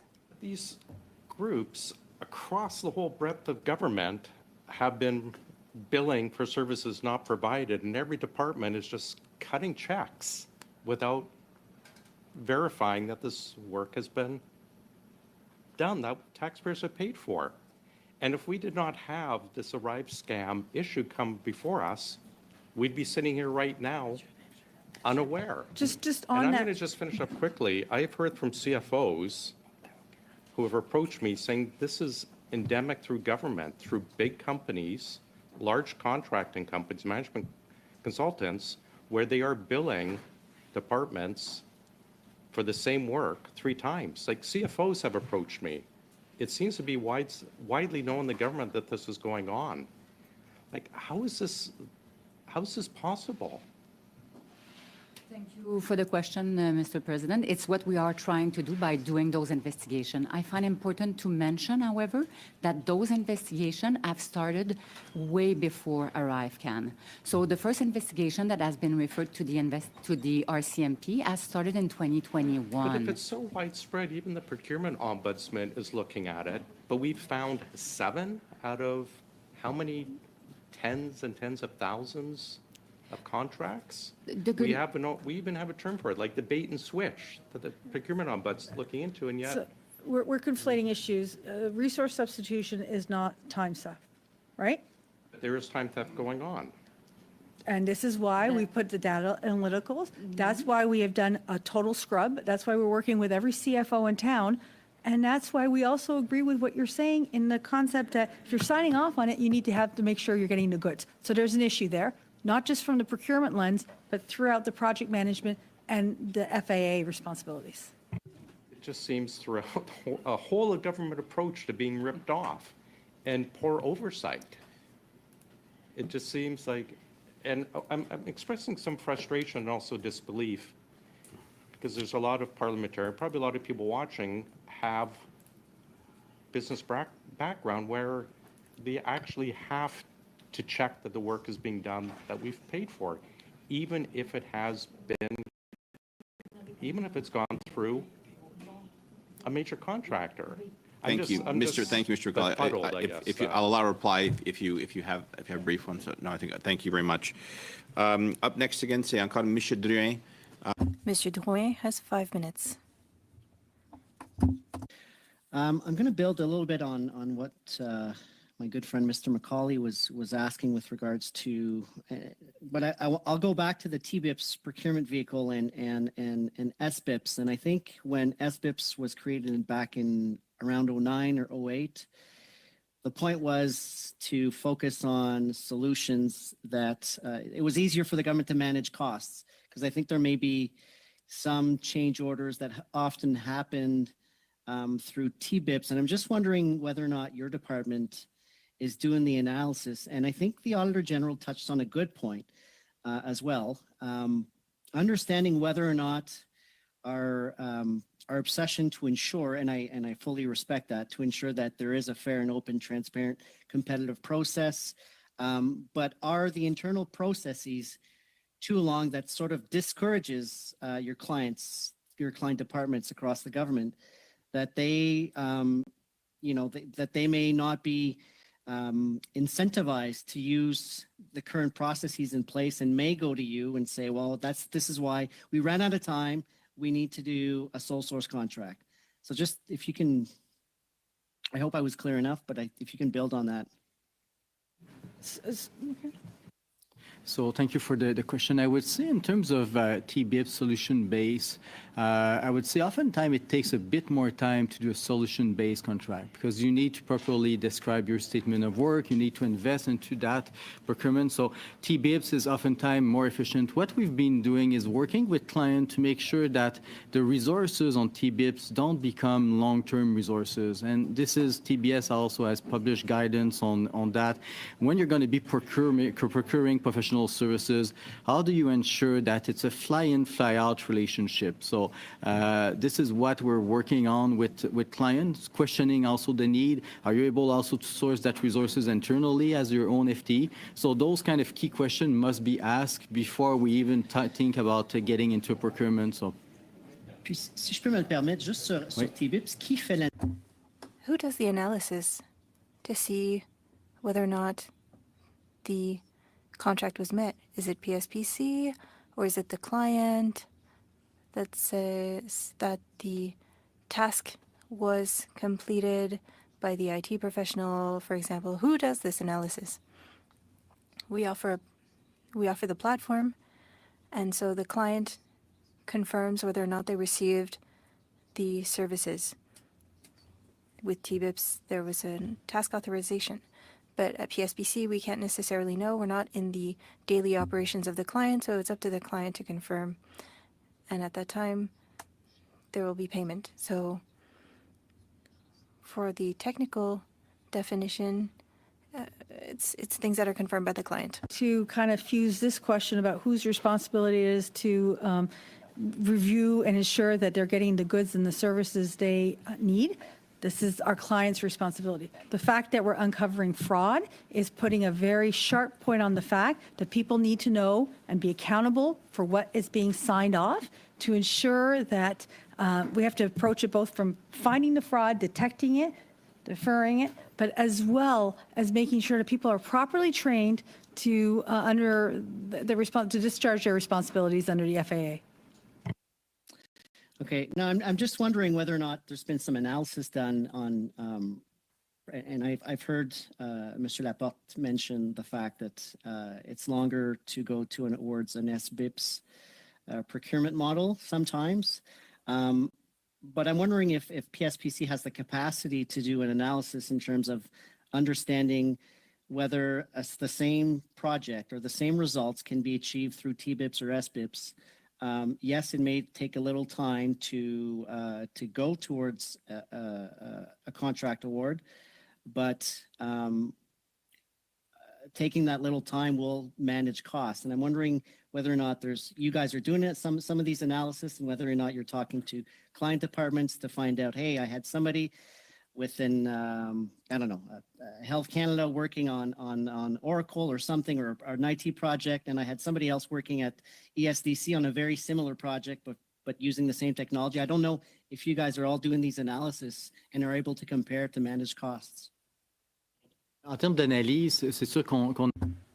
We do some analyses and we want to do more, but TBIPs is quite popular, 1.7 billion on TBIPs, 150 suppliers. We have different categories as well. So yes, there's a lot of efficiencies with TBIPs versus the public market. And to make a link here with fraud, there's the new timesheets that are much more precise, and so we suggest to departments that they use these new timesheets, so not to bill 7.5 hours without knowing what was billed for what services. TBIPs and SBIPs allow us to prevent fraud, work with the client, TBS is also raising awareness with managers and with Section 34. And so there's a responsibility linked to all of this. And it is up to managers to ask questions to ensure that when a timesheet is signed, verification has been done prior.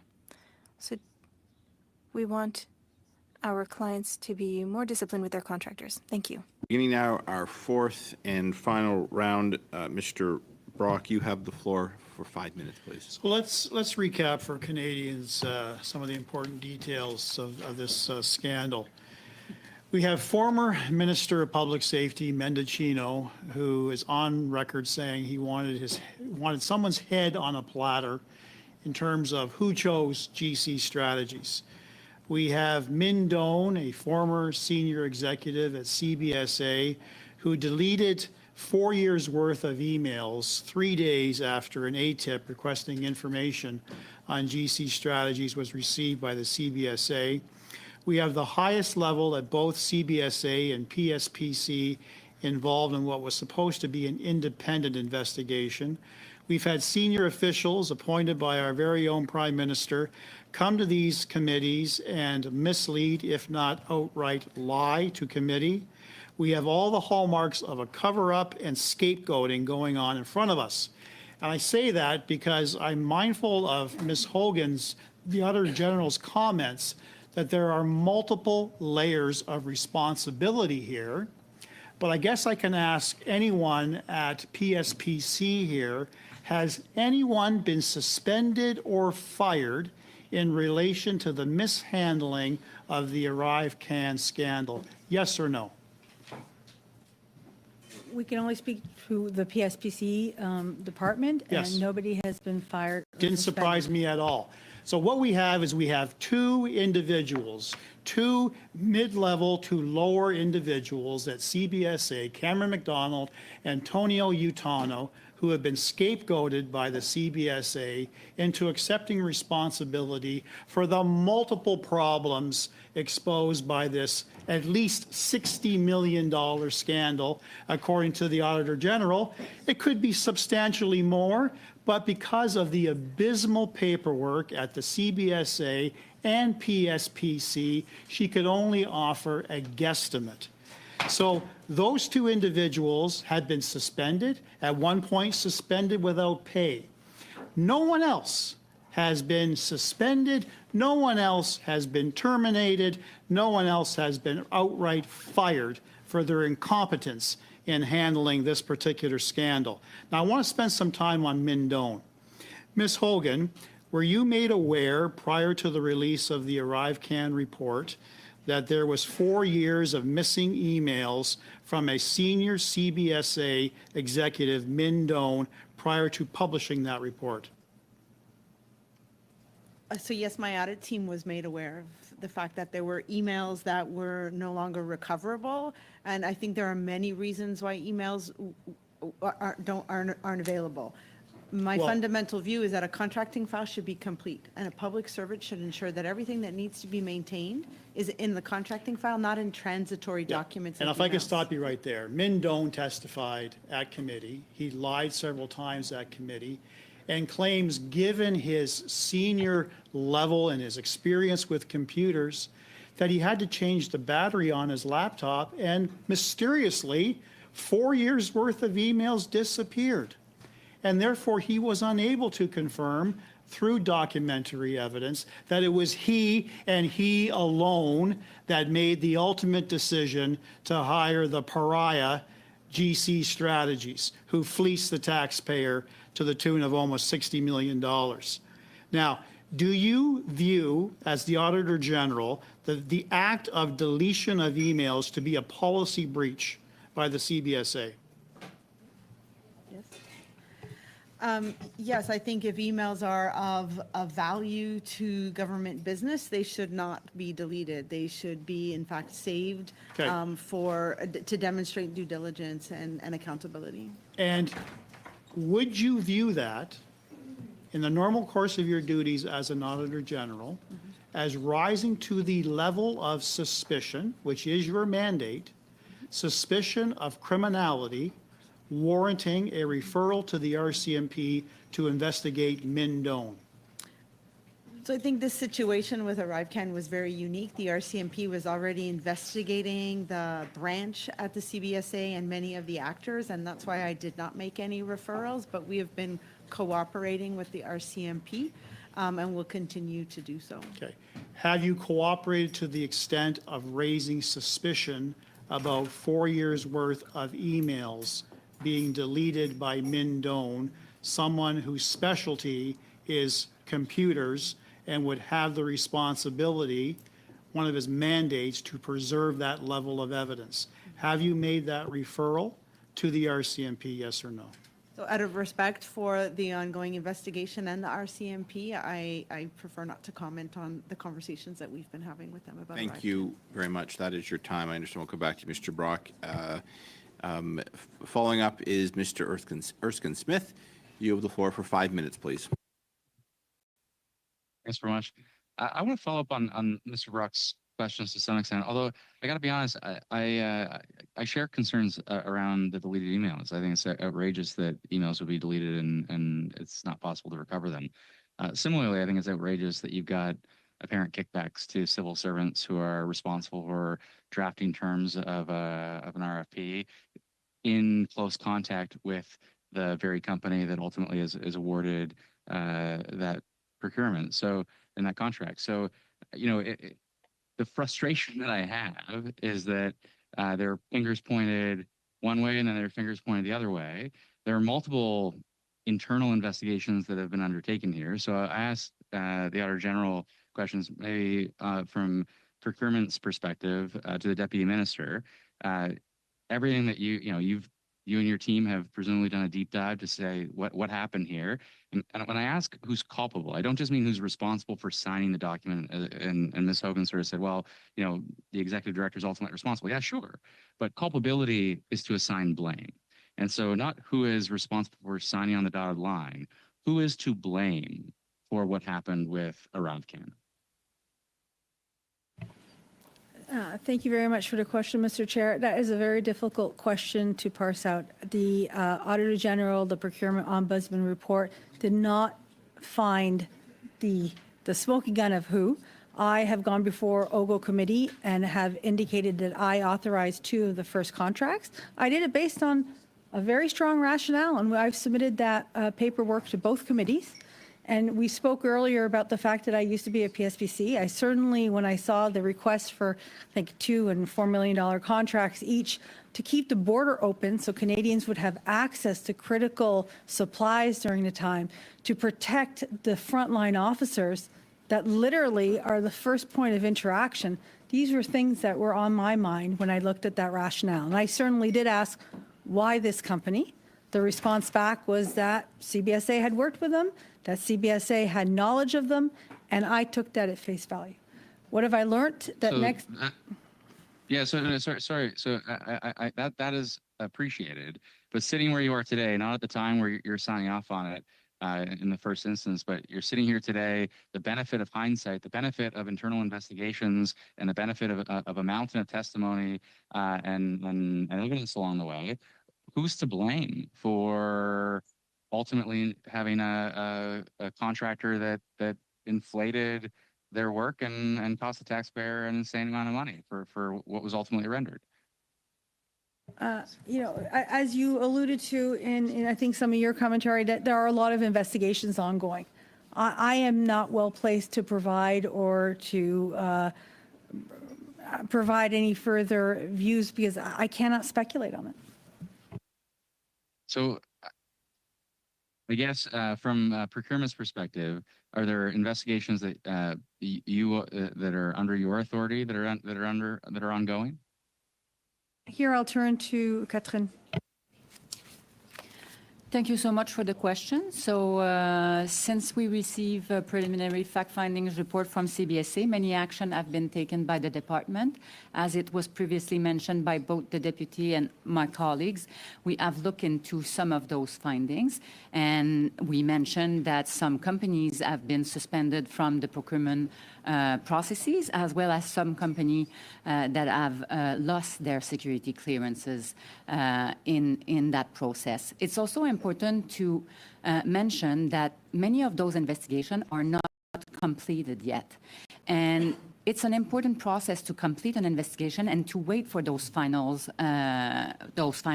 findings. And I appreciate that. So, but just on that, so you were able to take some remedial action on the basis of the preliminary fact findings. Is there any basis to assign blame to individual civil servants responsible who participated in the procurement process for ArriveCAN on the basis of those preliminary fact findings? Thank you for the question. So it will be premature to conclude if we have not completed the investigation. That's okay. So if it's premature, so when can we expect the investigation to be completed? I can only speak for what we are doing at PSPC. So I'm sure you are aware that the main investigation is under the responsibility of CBSA. At PSPC, we have some internal investigation, one of which covering a departmental employee, and we are in the final stage of that investigation. Thank you very much. That is the time. Encore une fois, Madame Sinclair Desgagnés pour 2 minutes 30 secondes. Ms. Sinclair Desgagnés, thank you for clarifying, because I was a little surprised when I heard that you hadn't. We're skipping the block. We just are. She cried, "Mo, mo, mo." Thank you, Mr. Chair, and my questions again for witness Reza. And I just wanted to ask about there was some mention today about potentially lack of training or lack of following of rules. And I know that the Professional Institute of the Public Service of Canada has been talking about this for years, that the knowledge base, especially as it relates to IT, is eroding within the public service, and there's more and more reliance on outsourcing. So I can read something here that they've stated that government outsourcing, especially outsourcing of IT personnel, is costing Canadians billions of dollars each year. From time to time, outsourcing may be necessary to augment staff complements or bring in external skills and expertise, but years of unchecked spending on outsourcing has created a shadow public service of consultants operating alongside in the government workforce. And I would add that they go on to say that there is gender inequality across Canada's public service. In IT, lucrative contracts are doled out to male-dominant industry that has notoriously struggled with gender equity, while at the same time, lower paid and precarious temporary service contracts are disproportionately filled by women. So what I wanted to ask is, how has the hollowing out of expertise in the public service affected the value of Canadian taxpayers? And also, too, how does this, and I call it in Parliament, gentlemen's agreements, dominated how contracts are handed out and doled out within the public service? Thank you very much. I'm not crazy about, if you permit, the word dole, but we'll come back to that in a moment. As I have said at previous committees, I look at service delivery to Canadians with a three-legged stool. There has to be government staffing, HR, do we have the right complement, and training.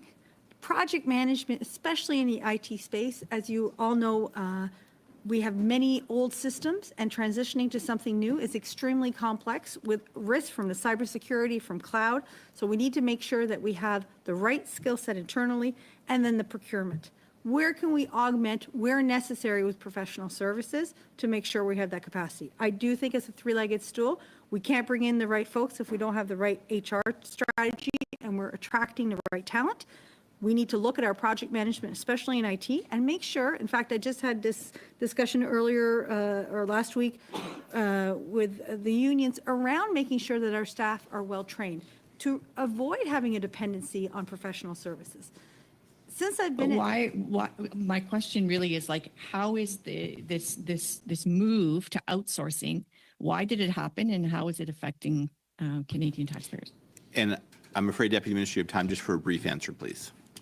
I'm not sure it's a move. I think that looking at having a procurement in terms of having resources for the efficiency of service delivery and mandate development has always been a toolkit.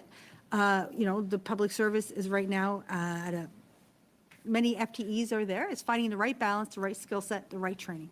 Thank you and the very right much. rigor to deliver the service to Canadians. Thank you very much. Mr. McCauley, it's your last 5 minutes, please. Thanks, Chair. AG Hogan, can you update us on the progress of the GC strategies audit that you're doing right now? Or Mr. Hayes? Yep, thank you. So we have started that audit. We've signaled to the central agencies that we are doing it, and indeed, I have to acknowledge that we're very happy with the collaboration we're receiving from Public Service Procurement Canada on this. At this point, we're identifying how far back we're going to be able to go on the basis of the records that are retained by government. Of course, there are document retention policies. There might not be things much. The one retaining those documents, I guess, but. We're looking across the entire government at the records that are retained. And of course, we will expand to Crown corporations. It's a little bit more complex to get all of the Crown corporations because they are individuals. So we will be reaching out to them in the near future. Obviously, we recognize that there's great interest in understanding the universe of contracts that were awarded to GC strategies, their principles, and any other derivatives. So we're going to try to accelerate that work as much as we can. Ballpark finish date? We're hoping to have some information that would be valuable to Parliament as soon as possible. We recognize the time pressures that parliamentarians are looking at. Thanks. Mr. Reza, I just want to get back again to, as you probably imagine, this issue with the main contractors, I guess, being robbed by their subcontractors and therefore the taxpayers getting ripped off. Just curious, like, what are the departments saying when they are finding out that they're paying for services that haven't been delivered? And what are these general contractors saying? Well, I can tell you that PSPC, I think, was one of the defrauded departments. And I'm very interested to understand, when you're signing an invoice and you're signing off that you've received the goods, is there an issue that is overestimated? Is it an issue that, they're working 10, 12-hour days? It's getting to the bottom line and reinforcing, because this is about project management and it's about financial controls. It is not necessarily a procurement issue. It is the technical authority. The general contractors who, say you've got 3 of them, each getting billed 8 hours a day by one person, like, how are they justifying it? Like, how are they justifying it to the departments and therefore the taxpayers? I've been paying out money on your behalf for work that hasn't been done. Thank you for the question. So important to mention once again that each prime contractor only bill once for that resource. So the resource is being billed by another prime contractor to another department. So right. But somewhere along the lines, if one scam artist is billing the taxpayers 24 hours to 3 different contractors, we are not getting 24 hours of work. So how is it the contractor is not aware, and how is it the departments are not aware? Because if you look at the work being done right now on, say, Center Block, if you hire a carpenter to do X amount of work, he can't be billing for 24 hours of work for what is obviously just 8 hours. How is this slipping by not only the contractors, but also the departments? Thank you so much for the question. So as you mentioned, it's not arriving with carpenters. So that's why all those fraudulent billing arrive in professional services and IT professional services. So again, each department is looking at its own view, and each prime contractor. Yes, but what you seem to be missing is these contractors are paying out for work that is not being done. I would agree with you. Right. So why are these contractors doing it? This is the contractors either defrauding government or being completely negligent, in which case they should be fired or banned from doing work with government. How is this going on, and why have we not terminated these contractors? Or I banned think, them? the resources, often the prime is unaware because, again, it goes back to some of the issues we've seen in ArriveCan. If the deliverables aren't tight, if it's not clear, the contractor themselves may not know, and if the bill is being submitted, the invoice, and the department setting up. What you're pointing to is an issue, 100%. So from a procurement perspective, we're going after restitution. How we educate the contractors, because it's also their responsibility, as I've alluded to, it has a code of conduct. That's, I'm saying it's the responsibility of contractors. but it's Thank you. also- Mr. McCauley, that is It's your also time. the responsibility of the Crown to make sure they're Yeah. signing off and getting the value. Okay, yeah, I think you got the answer. Very good. I was going to allow a response there, but I think Mr. McCauley received his answer. And our last member, Ms. Yip, you have the floor for 5 minutes, please. Thank you, Chair. So I'll direct this to PSPC. Have you been contacted by the RCMP at all? So our responsibility is when we find element of criminality in a case is to refer that to the RCMP. After that, they are responsible for the file, and it's with them to decide the next step into the case. Okay, so not in any situation has the RCMP contacted yourselves, right? It's just in this case that you have reported to the RCMP. Yes, so we're reporting to the RCMP. If they have questions on file, they can come to us afterwards. They have a direct contact with the investigative team. I will not be aware of those situations because they have access directly to the investigative team. And if I could add, outside of like file specific, and there are obviously some other elements to it, PSBC, the Competition Bureau, and the RCMP run a tip line for contractors. It's a very important tip line. We've seen an increase. We advertise it. We look at it. It's an opportunity where there's wrongdoing, fraud, integrity issues for people to report. So we have a very close relationship with partners in this area. You wouldn't have the number for the tip line to tell us all now, would you? For the question, I will have to come back to you. We have quarterly dashboard, but unfortunately, I didn't think of bringing one with me, but we are monitoring that tip line and reporting on the nature of those tips. Are we seeing trends? Is there valuable information that can be actioned through those tips? So we're paying great attention, and we have colorful dashboard, but I do not have this with me at the moment. I'm sorry. Thank you.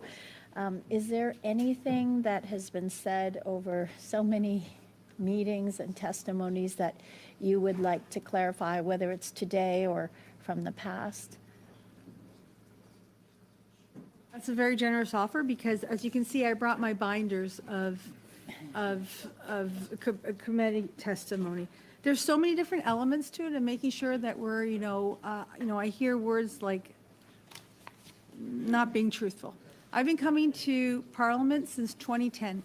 I've told the truth at every committee. My first committee was on organized crime, and I continue to do so. And I think that we try to be credible and helpful. So in terms of any specific issue, I do want to go back a little bit on one comment about the sole source contracts versus, the competitive one. As far as I know, the AG's concern was not in the non-competitive. We, of course, look at the various elements. We continually strive to always be competitive. One of the issues I didn't get a chance to come back on was the issue of, often there's so much back and forth and challenge function, it would have been faster to compete it. I think that's a key element. The other issue I want to come across to parliamentarians and Canadians is these professional service contracts where staff augmentation, they don't necessarily have a control, not from a procurement perspective, but from a project management perspective. And so that is where I think we need to do a better job being able to articulate and keep very tight in terms of deliverables to avoid situations like we've been talking about.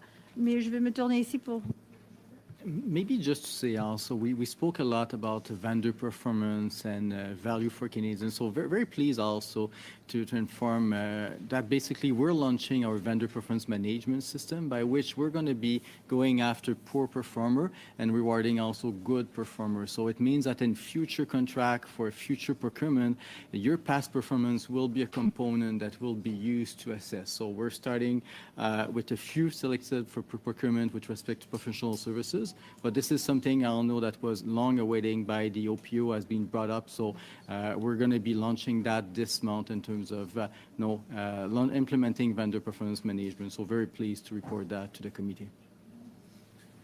Thank you for the question. I will have that. It's important to note that we have a solid framework to combat wrongdoing in procurement. I think I've mentioned that previously in one of that committee where we have 3 pillars in terms of prevention, detection, and response to those incidents. And as mentioned by my colleague, there's a lot of improvement that has been done in many aspects of this. And the detection of the case that are discussed at this committee are a result of those improvement within the system. So while we prefer to have preventive measures, detective measures are also part of a great framework.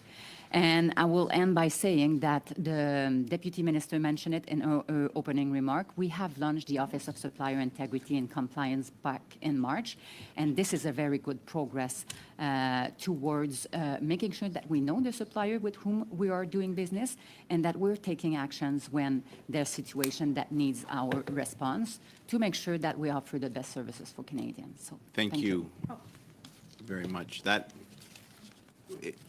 is brief. I would be very brief, but just to say, just framing your question, you know, having a responsibility for procurement at the federal level is a big driver for socioeconomic change in Canada. And I worry with this view that the procurement system is broken, that it's corrupt and fraud. It is not the reality. So I just want to be clear. We had 2 clean audits on PPE and vaccines. This is an area we are continuing to work on it, but I do want to make sure Canadians understand it because it's an important part of our GDP. Procurement is 14%. Thank you. Thank you. Thank you very much. I want to thank Ms. Hogan, the Office of the Auditor General, and Ms. Reza, Department of Public Works and Government Services for your testimony and appearance today, as well as participation to the study of Report 1 Arrive Can. We soumettre des informations supplémentaires. You can. All right, gang, we're going to wrap it up. It's a couple hours, I think. How long has that been? Yeah, it's an hour 56. It's good. I just wanted to get back on here today. It's been rough watching these politics, man. Like, take it too seriously because it is sinister what is going on. My show is supposed to be like a place to just kind of laugh it off. But man, the stakes are high. Very high, and they're not slowing down. They're not taking their foot off the pedal. Like, I'm not going to get all wound up about it now, but they've got my mom fooled. Like, that gets in your head, like, because she's not the only one. If she's like that, then her friends are all like that. They all vote. It's an issue. Like, the media that they have bought and paid for, CBC, CTV, Global lately has been a bit better. They've got a couple of good reporters, but they're also paid off, and the real news doesn't get out there. Why aren't these committee meetings ever on the news? Ever. It's weird. Anyhow, thank you all for watching. I'm Aaron. This is Canadian Looney. Like, share, subscribe. Tell somebody that you know that might be interested about the channel. Again, just trying to be real. I don't know any more than anybody else.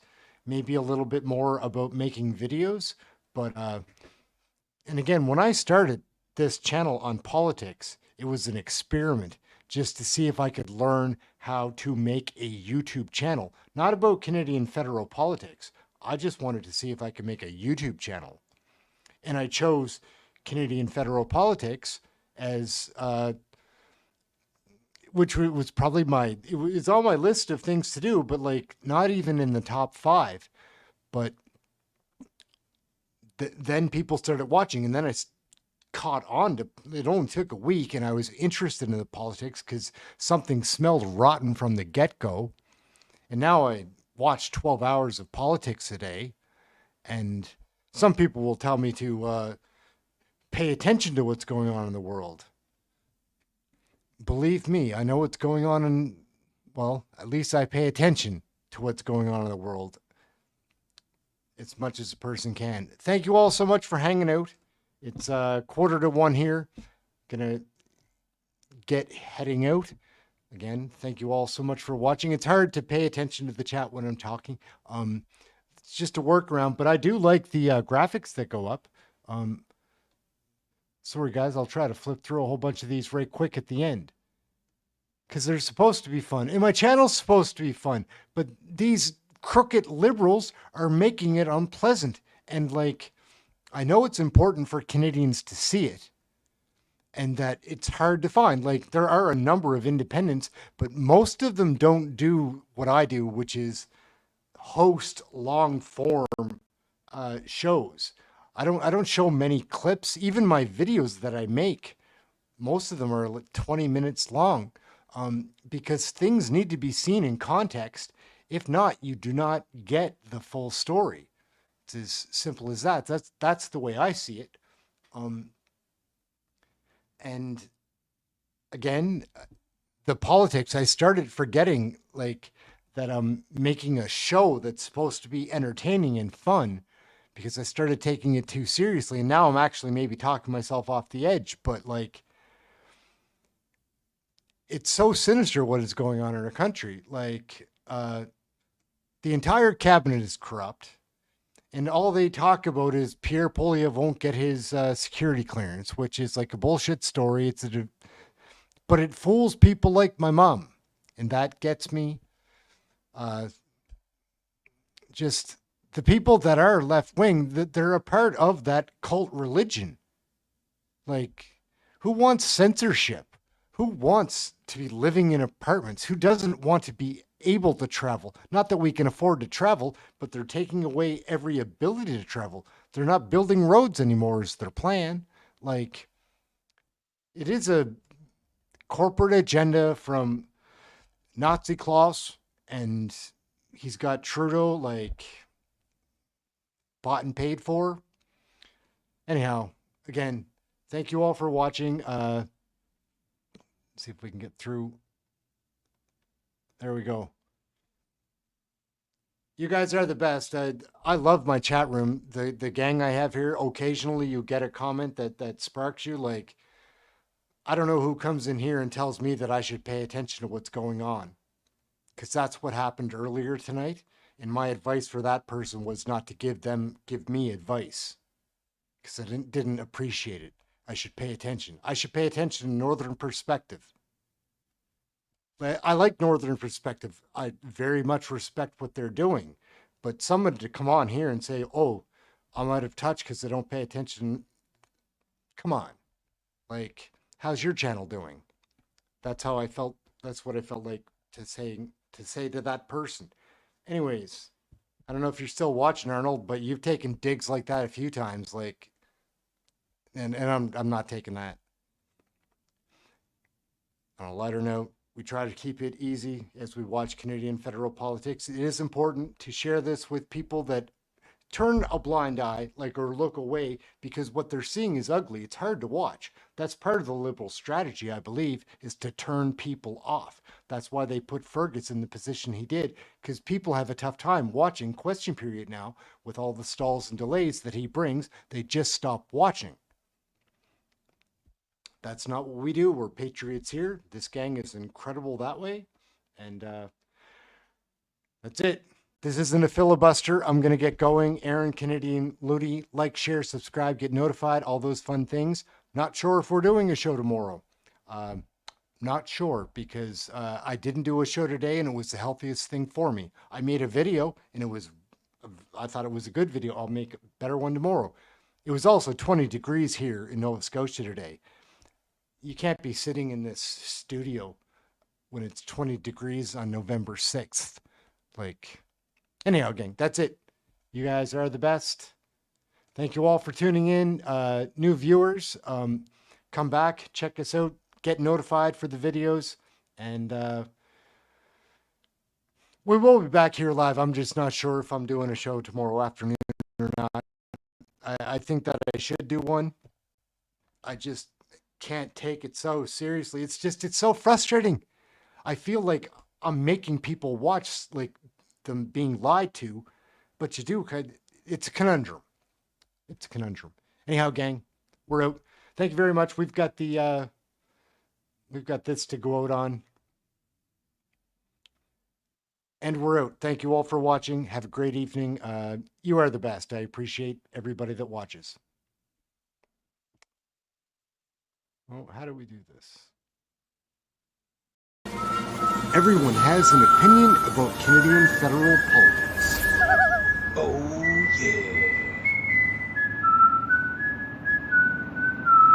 yeah. I think our leader, Trudeau, I don't think I've ever heard him say a true word.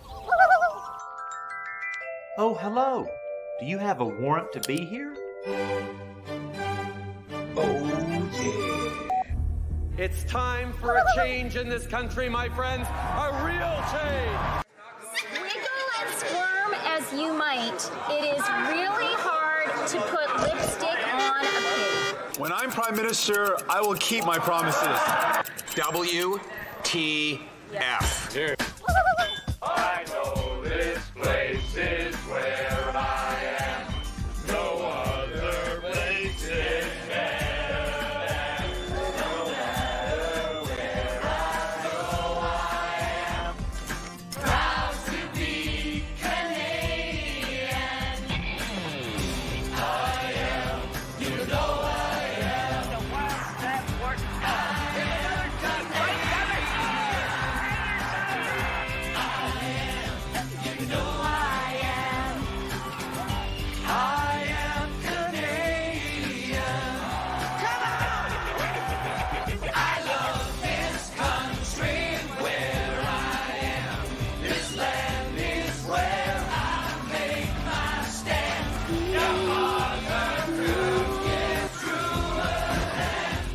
The one we call Canadian. Gentlemen, beam me aboard. You know